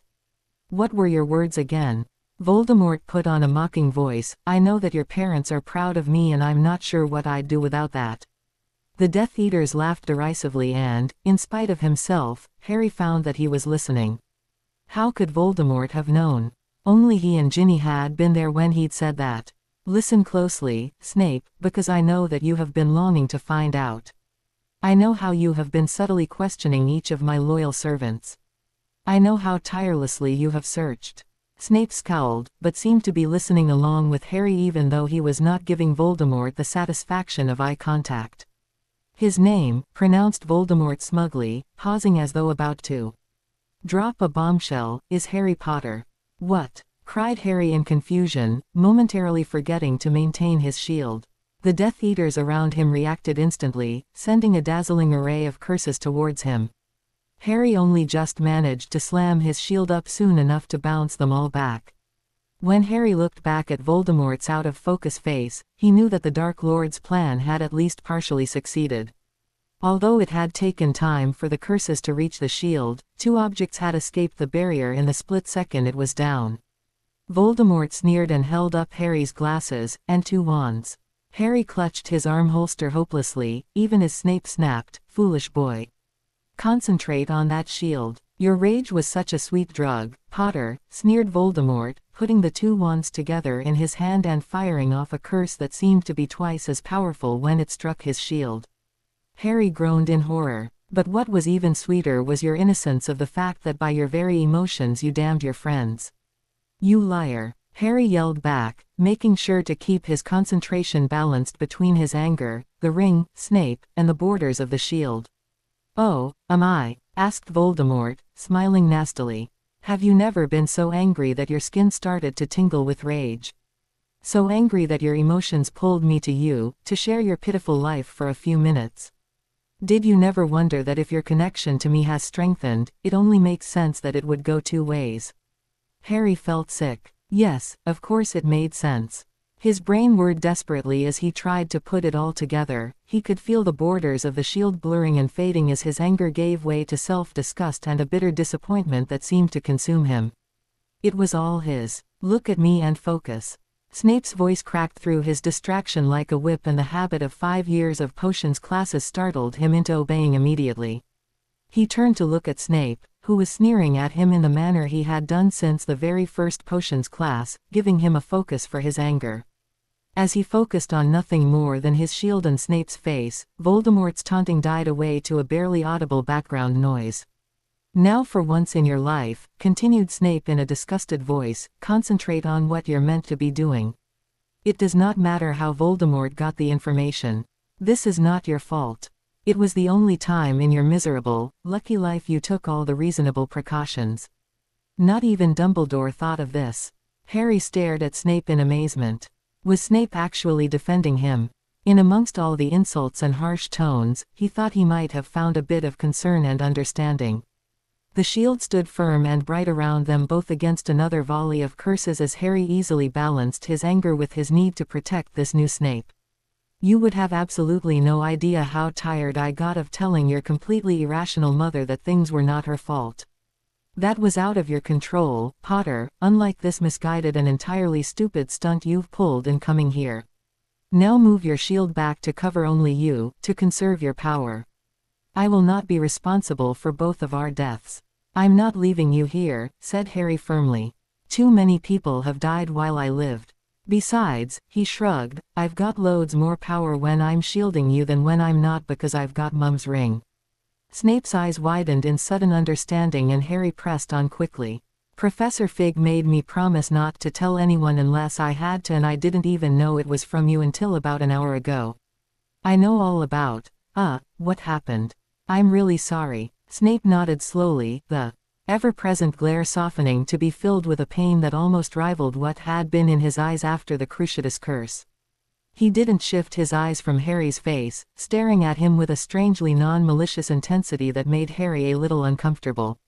"You hide Lily's eyes and character behind Potter's hair and damned glasses," Snape whispered finally. "And, for the life of me, I can't see a bit of your father in you right now." Harry shrugged, pushing the feeling of the rain of curses thudding against his shield into the background along with Voldemort's frustrated ranting. "Then maybe I should wear a hat and leave my glasses in my dormitory when I come to potions." Snape glowered at him. "In that unlikely event, I would be forced to award any points you earn to Slytherin. Or perhaps take them off for that ridiculous hat." Harry's shield flickered with his surprise, and it was only a sharp order of "concentrate" that brought him back into focus. Was Snape joking with him? Was the world coming to an end? Well, perhaps it was. Harry flinched as another volley of curses struck his shield. It felt like he was beginning to weaken. Even with the extra power of his mother's ring, having Voldemort and all his Death Eaters trying desperately to break down the shield with unforgivable curses was quite different to maintaining a shield against a class of students casting minor hexes. The rain of dark curses came faster now that they began to sense that he was weakening. Now he understood why everyone else had been knackered after the defense against the dark arts lessons. Snape seemed to sense Harry's fatigue, too, and Harry felt his eyelids beginning to droop as exhaustion started to overcome him. Harry looked past the angry glare Snape was sending him to the dread in the dark eyes and tried to keep his eyes open, tried to focus. "Where is the ring?" Snape demanded suddenly. "It's on my finger," said Harry, flapping his right hand tiredly at Snape. "Why? Remember to concentrate, whatever happens," he said. "Just remember to concentrate. I can't give you long, not against unforgivables, but since you have that ring perhaps it will be of some assistance." Then Snape placed one hand over his, touching the ring, closed his eyes and slumped to the ground as Harry's power surged anew. Harry refused to listen to Voldemort's taunting voice, which still rang in his ears as the Dark Lord tried to distract him, focusing instead on Snape's unconscious form, on keeping the shield as close as he could to conserve power, on the strange camaraderie that had seemed to form between he and Snape in the last 10 minutes. Hardly had the new burst of power arrived, however, than it began to fade again. Harry felt the exhaustion setting in once more and knew that they were dead and that he had failed. His last thought was to maintain the shield as long as possible. He would not make it one bit easier for Voldemort than it had to be, even if he risked complete magical exhaustion. Harry smiled weakly. Perhaps there would be no power to transfer if he burned himself out. He was slipping into unconsciousness, all he could feel was the pain as he forced the last bit of magic within him out through the promise ring to cocoon them both for as long as possible. He tried vainly to open his eyes, to draw a breath into his burning chest, but failed. As the darkness closed over him, he thought he heard the sounds of a battle around him, curses solidly hitting flesh rather than shields, shrieks and cries, new familiar voices thundering curses. He heard a ferocious growl, but somehow Harry could tell that it wasn't directed at him. "Sirius," he murmured faintly, absent-mindedly pushing the last bit of energy he could find into the shield. "You're here." Then he passed out. The first thing Harry realized as he came slowly back to consciousness was that it must be all over. It seemed to be fully daylight and, since last time he checked it had been the middle of the night, a fair bit of time must have passed. The second thing he noticed was that he was in the hospital wing. The crisp, white sheets were tucked in around him so tightly that he couldn't move. He struggled briefly to escape the confinement, but didn't manage to loosen the covers in the slightest. He gave up, feeling as weak as a day-old kitten. He turned his head and saw the battered-looking muggle hat he had transfigured from the pain relief cloth lying on the nightstand, along with his invisibility cloak and an enormous pile of sweets. His eyes automatically sought out his glasses and his wand, but he couldn't see either anywhere. He did, however, see the enormous black dog sleeping at the end of his bed, just out of reach of his feet. He opened his mouth to call for help, but nothing came out except a croak so faint, he couldn't be sure he heard it at all. Then he was distracted by a voice from the other side of the curtain. "You must let go of the past, Severus," Dumbledore was saying. Harry could just imagine the aged headmaster looking seriously over his half-moon spectacles. "It does not do to dwell on dreams and forget to live." I know, headmaster." Snape sounded thoughtful and relaxed as he talked with the headmaster. Harry closed his eyes, feeling slightly guilty for eavesdropping on what was obviously a private conversation, even though there was nothing he could really do if he couldn't move or speak. "I told you, all those years ago," said Dumbledore, "that I would give you a penance suitable to atone for your sins and that it may well lead to your death. And I replied that it would be impossible. Nothing could wash the blood of innocence from my hands. I longed for nothing more than death, but even death was too good for me. You gave me the perfect solution because I knew that I would die eventually, but when I did, it would be a useful death. Do you still believe that?" "Yes," replied Snape without hesitation. "But Potter took even that from me as he stared at me with Lily's eyes." "Ah yes," said Dumbledore, "and there lies the crux of the matter. You want to hate young Mr. Potter for saving your life, but you cannot hate Lily."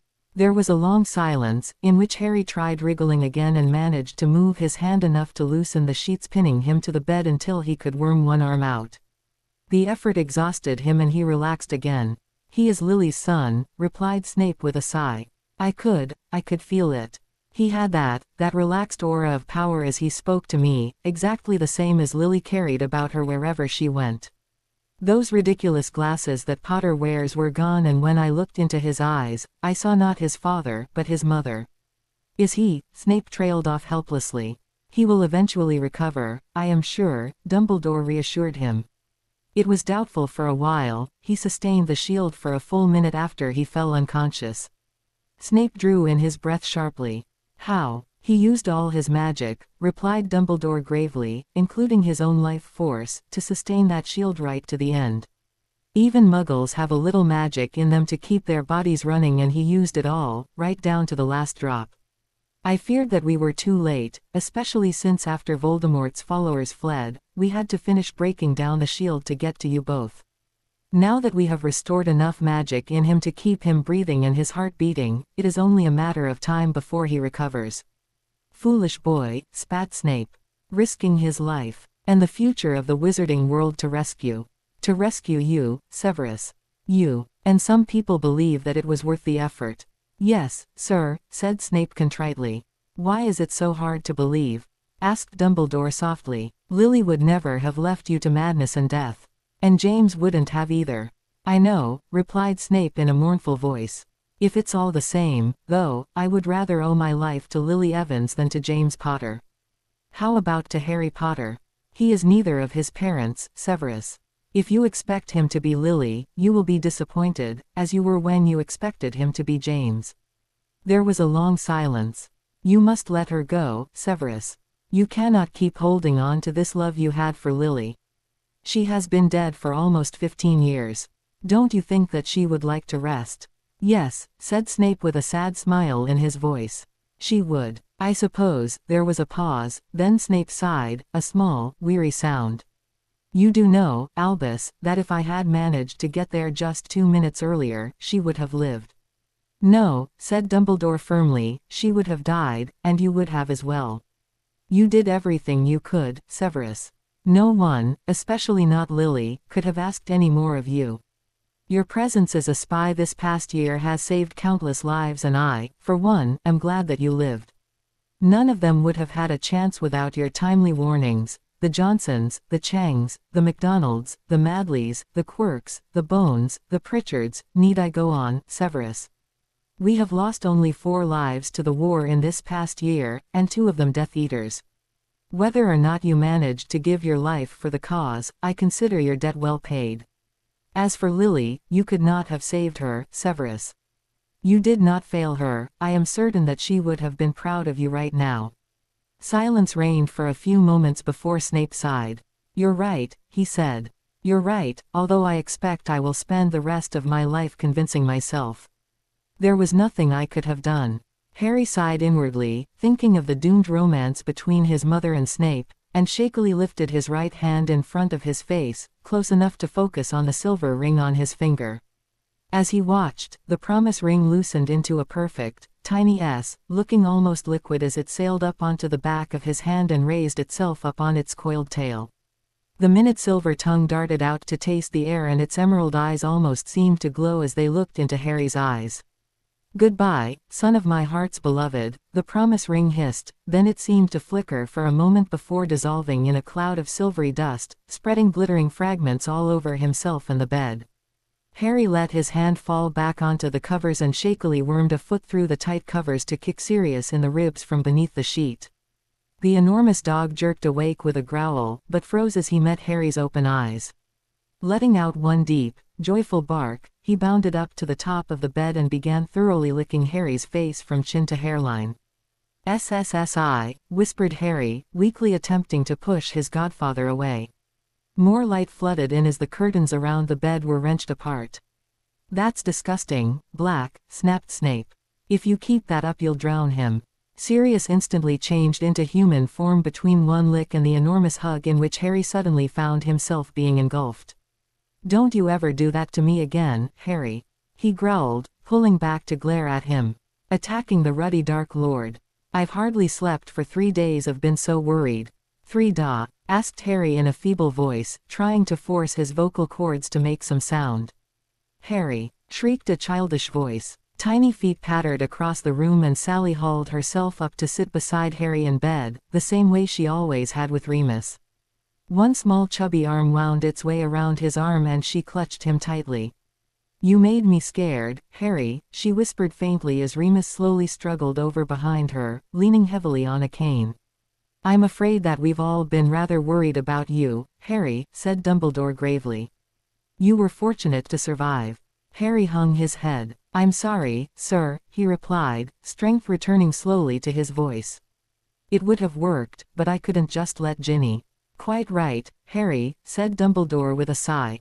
Quite right. It was, however, a very close call. I believe we all lost several years off our lives when Ginny appeared in my office with Pettigrew's body. Especially Ginny herself. Harry couldn't answer. He tried to look away from the adults gathered around his bed, but there was nowhere to look. His throat was so dry and scratchy it seemed to have been packed with cotton, as his guilt threatened to overwhelm him. He started, then he faltered to a stop and let his eyes slide closed. I heard some fighting before I passed out. Is everyone all right? He asked quietly. Professor McGonagall received a nasty knock to the head and Sirius had a broken leg, but they were both quite recovered within a day. Harry, said Dumbledore firmly. Look at me. Harry reluctantly opened his eyes, raising them to meet Dumbledore's gaze, and started when he noticed that Dumbledore did not look nearly as stern as he had a few moments prior. In fact, even though Harry couldn't quite focus on the headmaster's face without his glasses, he could have sworn that his eyes were twinkling. Your daring rescue of Professor Snape, and indeed your split-second decision to give Ginny your portkey back to Hogwarts, has had far-reaching positive consequences of which you may not be aware. When we arrived to rescue you, we found that Voldemort had fled, leaving his Death Eaters to finish you off. Why did Voldemort leave? Asked Harry curiously. It is an intriguing question, replied Dumbledore softly, and one of the first I asked our captured Death Eaters. It seems that my theory about your connection to Voldemort pooling your magic between the two of you is even more correct than I imagined. From what I understand, as you weakened and the pool of your magical power decreased, the same thing happened to Voldemort. So, when you began to approach exhaustion, so did Voldemort. I believe that he realized what was happening and decided that his best chance to achieve your death, and thus receive all your magical potential, was to leave and allow his Death Eaters to finish you off. Fortunately, we arrived in time to prevent that. The considerable effort that the Death Eaters expended on breaking down your shield and protecting themselves from rebounds weakened them to the point where when we arrived it was a very short fight. When it became obvious to them that they didn't have a hope of winning, all those who could still do so disapparated, leaving behind 4 who were too exhausted to run. Those 4 Death Eaters have been apprehended and dosed with Veritaserum, giving us irrefutable evidence of Voldemort's return. Minister Fudge has acknowledged Voldemort's return and been inducted into the Order of the Phoenix, the group of men and women who, under my leadership, intend to combat Voldemort and bring an end to the conflict as quickly and easily as possible. The world now knows that it is at war and Voldemort is down by 6 Death Eaters, including the 4 we have captured and the 2 who have died. Harry nodded, his guilt somewhat lessened by the fact that it had all worked out. Should I try to exhaust myself more often then? Harry asked curiously. If it would weaken Voldemort. Dumbledore shook his head gravely. You cannot keep yourself in a state of exhaustion until the end of the war, Harry. Despite the fact that it would be most unfair to you, you should know from your defense against the dark arts lessons that, similar to training your physical muscles, continually exhausting yourself magically is a way to increase your overall magical potential. If Voldemort or any of his minions should someday succeed in taking your life, this built-up potential would become available to him, greatly reducing the chances of a victory against him. However, continued Dumbledore, there is something that you can do to help. I would ask you to wear this at all times from now on. He handed Harry a medallion about the size of a small coin, featuring an enameled picture of a phoenix. Harry removed the leather cord from around his neck and slipped the medallion on beside his parents' rings before looking up at Dumbledore expectantly. It does 3 things, said Dumbledore. It will alert you whenever one of the members of the Order detects that it would be particularly helpful to incapacitate Voldemort. In this case, or if you have a vision that shows you this, simply touch the phoenix and say, Adficio. It will drain your powers almost completely, leaving you with just enough energy to stay conscious. Do take care to ensure that you are in a safe place before using it, however, as you will be quite defenseless once it has taken its toll. Harry nodded solemnly. Is there anything else, sir? To Professor Snape's great disgust, said Dumbledore, his eyes once more twinkling merrily over the tops of his half-moon spectacles, your actions have had yet another positive consequence that you have perhaps not considered. Dumbledore gestured to Sirius and Harry looked at him in confusion, before finally noticing the change. Despite the anger and worry in Sirius' eyes and the dark shadows under them from lack of sleep, his face seemed somehow less haunted. Pettigrew's body. Harry suddenly remembered. Sirius, are you free? Pettigrew's body alone wasn't enough to convince the Ministry, said Sirius. But, sneaky bastard that he was, he'd written a full confession and charmed it to appear on the Weasleys' kitchen table in the event of his death. The insult seemed somewhat less cutting than it would have been earlier in the year. Instead of the intense loathing that had always been present when speaking of Wormtail, Sirius' voice was filled with deep regret and disappointment. He didn't have the guts to hand himself in, so we don't know whether he forgot about the confession or whether he consoled himself with the fact that after he was dead, at least one thing that he'd done would be put to rights. He'd obviously written it very soon after I was committed to Azkaban, in the middle of the night, while the Weasleys were asleep. He didn't think he had very long to live because he had pneumonia and he was too terrified to let anyone know who he was. The Weasleys had very limited resources to expend on the health of a rat, even if Percy was particularly attached to it, but they obviously managed to pull him through. Fudge was even more worried about making sure that I was not a Death Eater after finally being convinced of Voldemort's return, but even he couldn't deny the parchment with Pettigrew's confession on it as well as the dark mark on his dead body. But, you're really free? Asked Harry anxiously, pulling himself up to a half-sitting position. I don't have to go back to the Dursleys. Yes, Harry, grinned Sirius. I'm really free, and you'll never have to live with the Dursleys again. Harry leant back on his pillow, feeling a sudden bliss spread through him from head to toe. One more thing has come of this, Harry, for which I am very grateful to you, said Dumbledore. I am most relieved to have made it through almost an entire year without the need to take out advertisements in the Daily Prophet for a teaching position. It would have been immensely difficult to replace Severus as a potions master, a teacher, and as a friend, although your classmates may not see that in quite the same light. Snape scowled, more at the compliments, Harry thought, than the reference to the fear he inspired among the students. I'm glad you're all right, Professor, said Harry softly. What was it you did that gave me that extra burst of energy? I lent you my own magical power, sneered Snape. I may not be very powerful when compared to precious Harry Potter, but using the ring as a bridge I could pass control of what I had over to you. Sirius growled warningly, but Snape simply ignored him. From what I hear, it seems that it was just enough. I, of course, Potter, was not foolish enough to tie up my own life force in the shield. Snape's voice was thick with indignation and Sirius growled again, a deeper, more dog-like sound, and, even though he was in human form, he was seemingly considering tearing Snape's throat out with his teeth. It was interesting, Harry thought mildly, what a near-death experience with someone will do to let you see things from their point of view.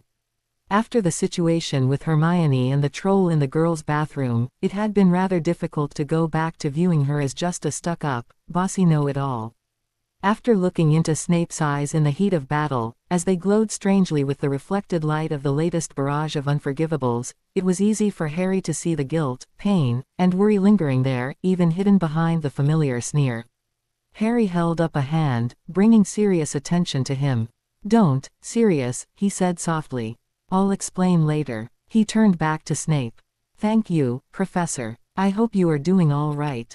Snape's sneer didn't falter, but his eyes glittered in amusement. Tolerably well, Potter. I'll leave you to your friends and admirers, then, shall I? Not waiting for an answer, he turned on his heel and swept out, robe swishing melodramatically around him. Harry just smiled. You idiot, she screamed, sounding for all the world like a howler. You complete and utter moron. I thought you were dead, I thought I'd never see you again, I would rather have died than have you die in my place and, oh, Harry. Ginny flung herself onto him, clutching him around the waist and burying her face in his chest. Harry, still fighting the tiredness brought on by complete magical exhaustion, brought up one trembling hand to touch Ginny's shoulder and the other to rest on his stinging cheek, where Ginny had slapped him as soon as she, Ron, and Hermione had been let into the ward.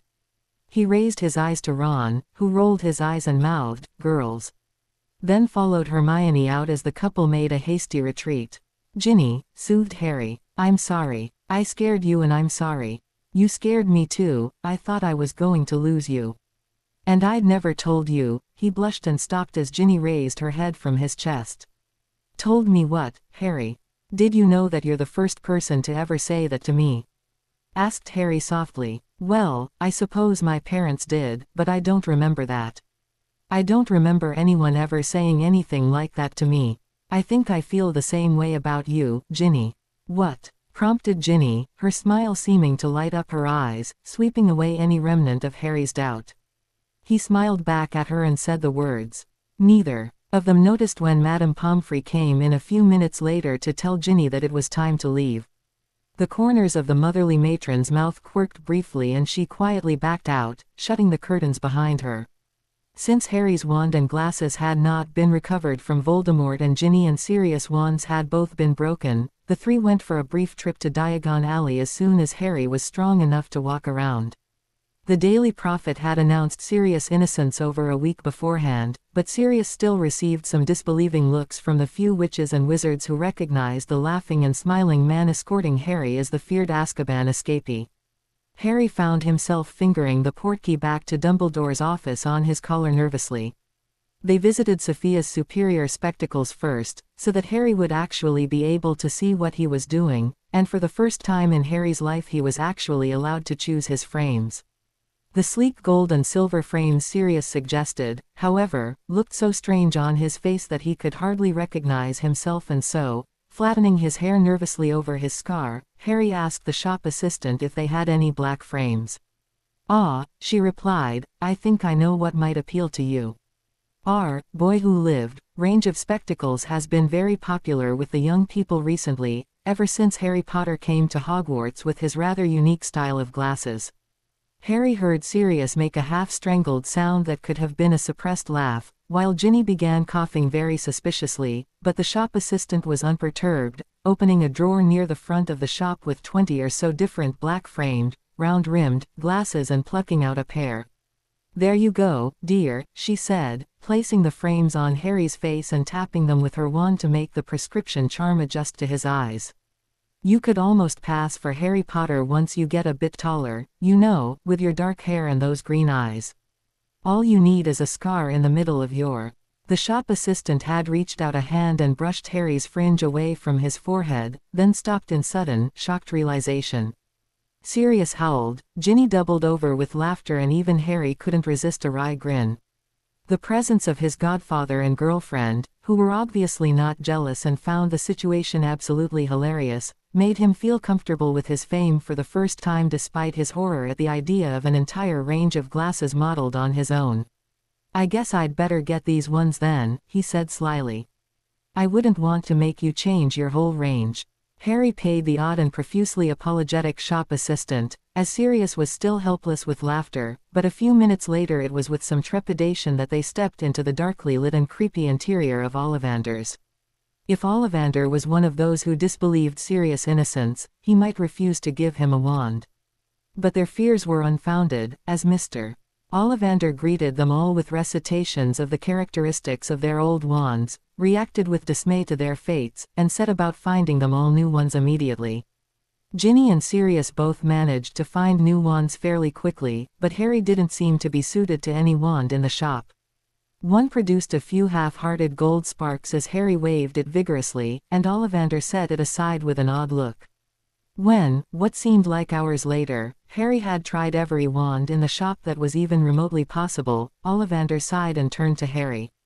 "Your wand has not relinquished its claim on you," he said softly. "No wand will choose you while your old wand is still capable of serving you."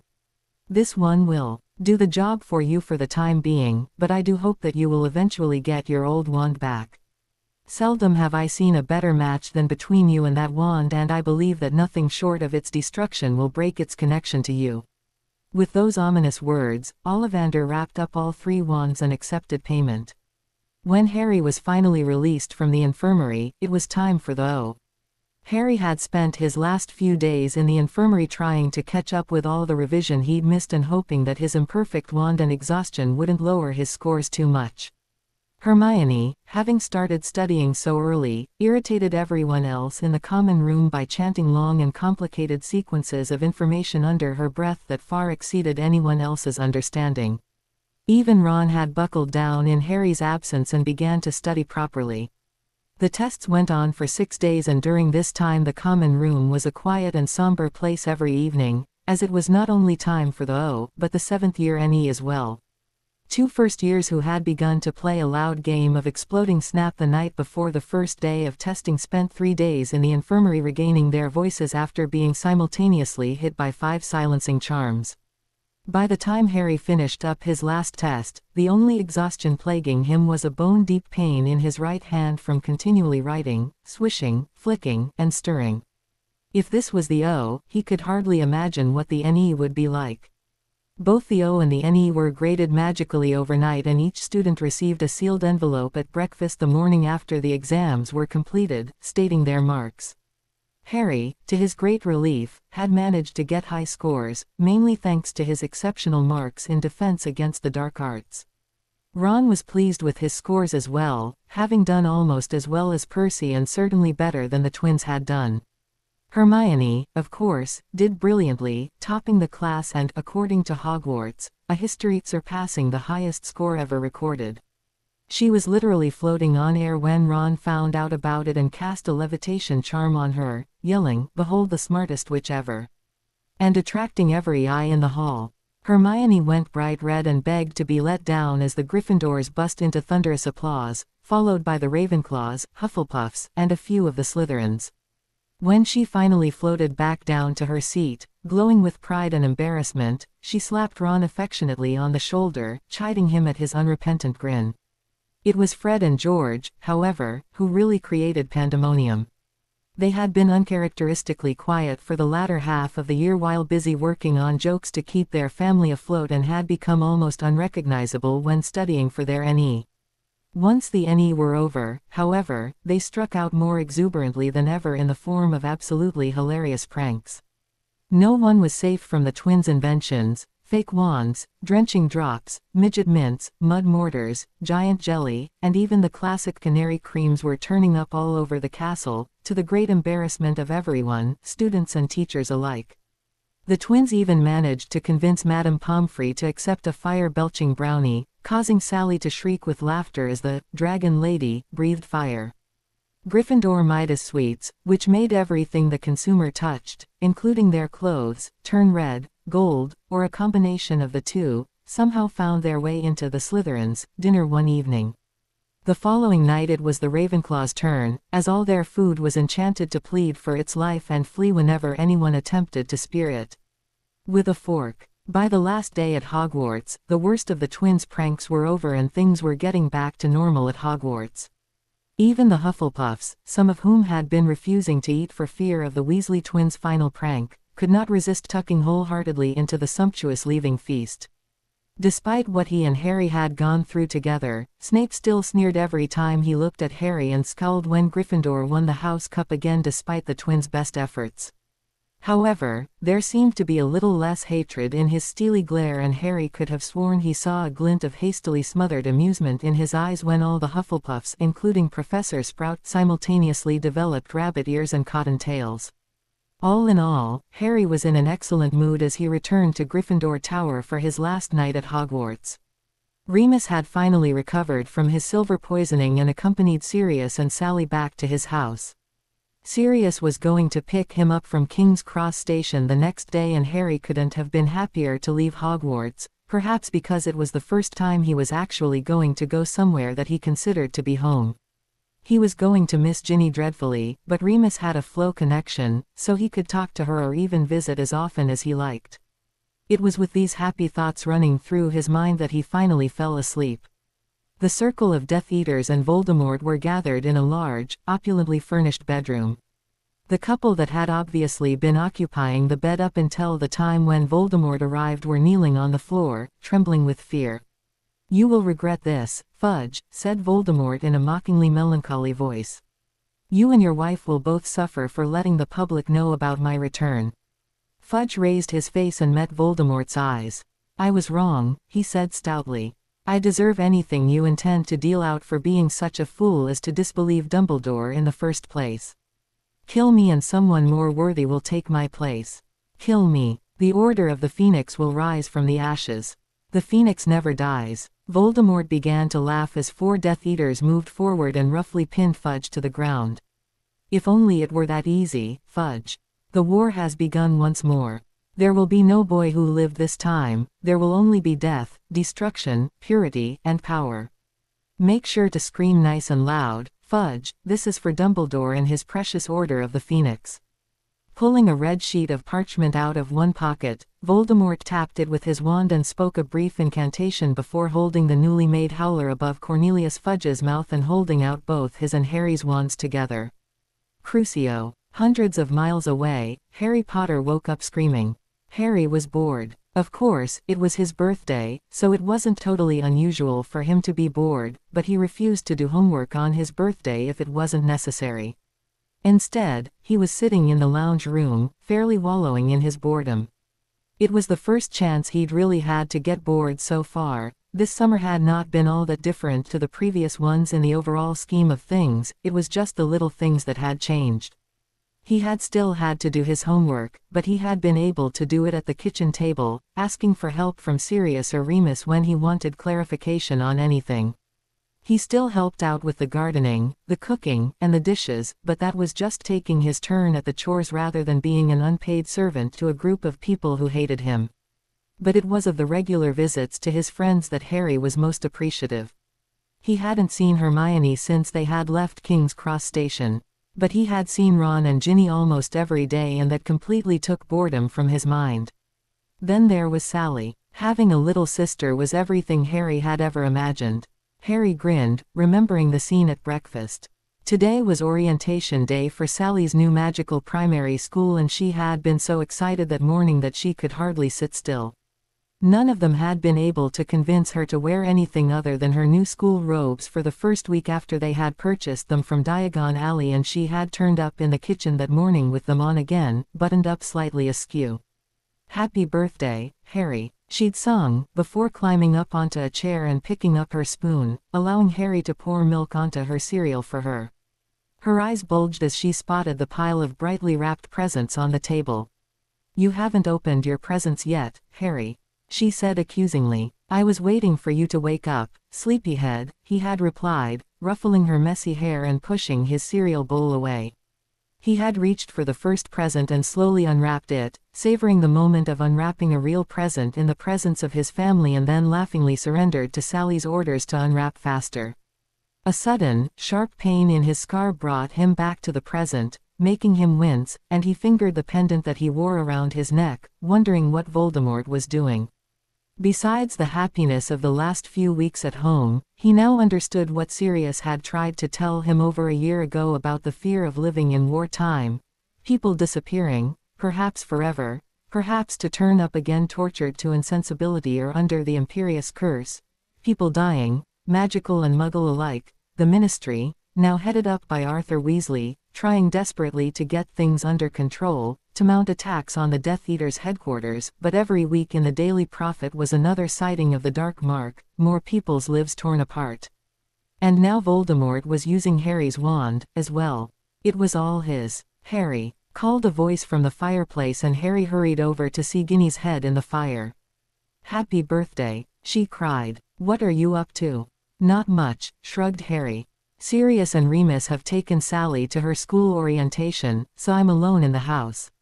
"Thanks for the present, by the way." "Not a problem," said Ginny. "Why don't you come over for a while, if you're bored?" Harry leapt at the opportunity and, scribbling a quick note to Sirius and Remus in case they came home early, he grabbed a handful of flow powder and tossed it into the fire. He had got much better at flow travel through practice over the summer and managed to stay on his feet as he staggered out of the hearth in the burrow. Surprise! Came the shout of many voices, and Harry looked around at the garish decorations hung all about, with "Happy Birthday Harry" painted on a large banner hanging across the wall in front of him. He looked at the glowing faces all around him, all the Weasleys, Hermione, Sirius, Remus, and Sally. This was his family. If he allowed himself to be overwhelmed with the problems in the world, Voldemort had already won. This was what mattered: family, love, and life. He would live. They would all live and fight so that they might live without fear. The end. I hope you enjoyed this story. Also remember to subscribe and like this video. See you in the next video.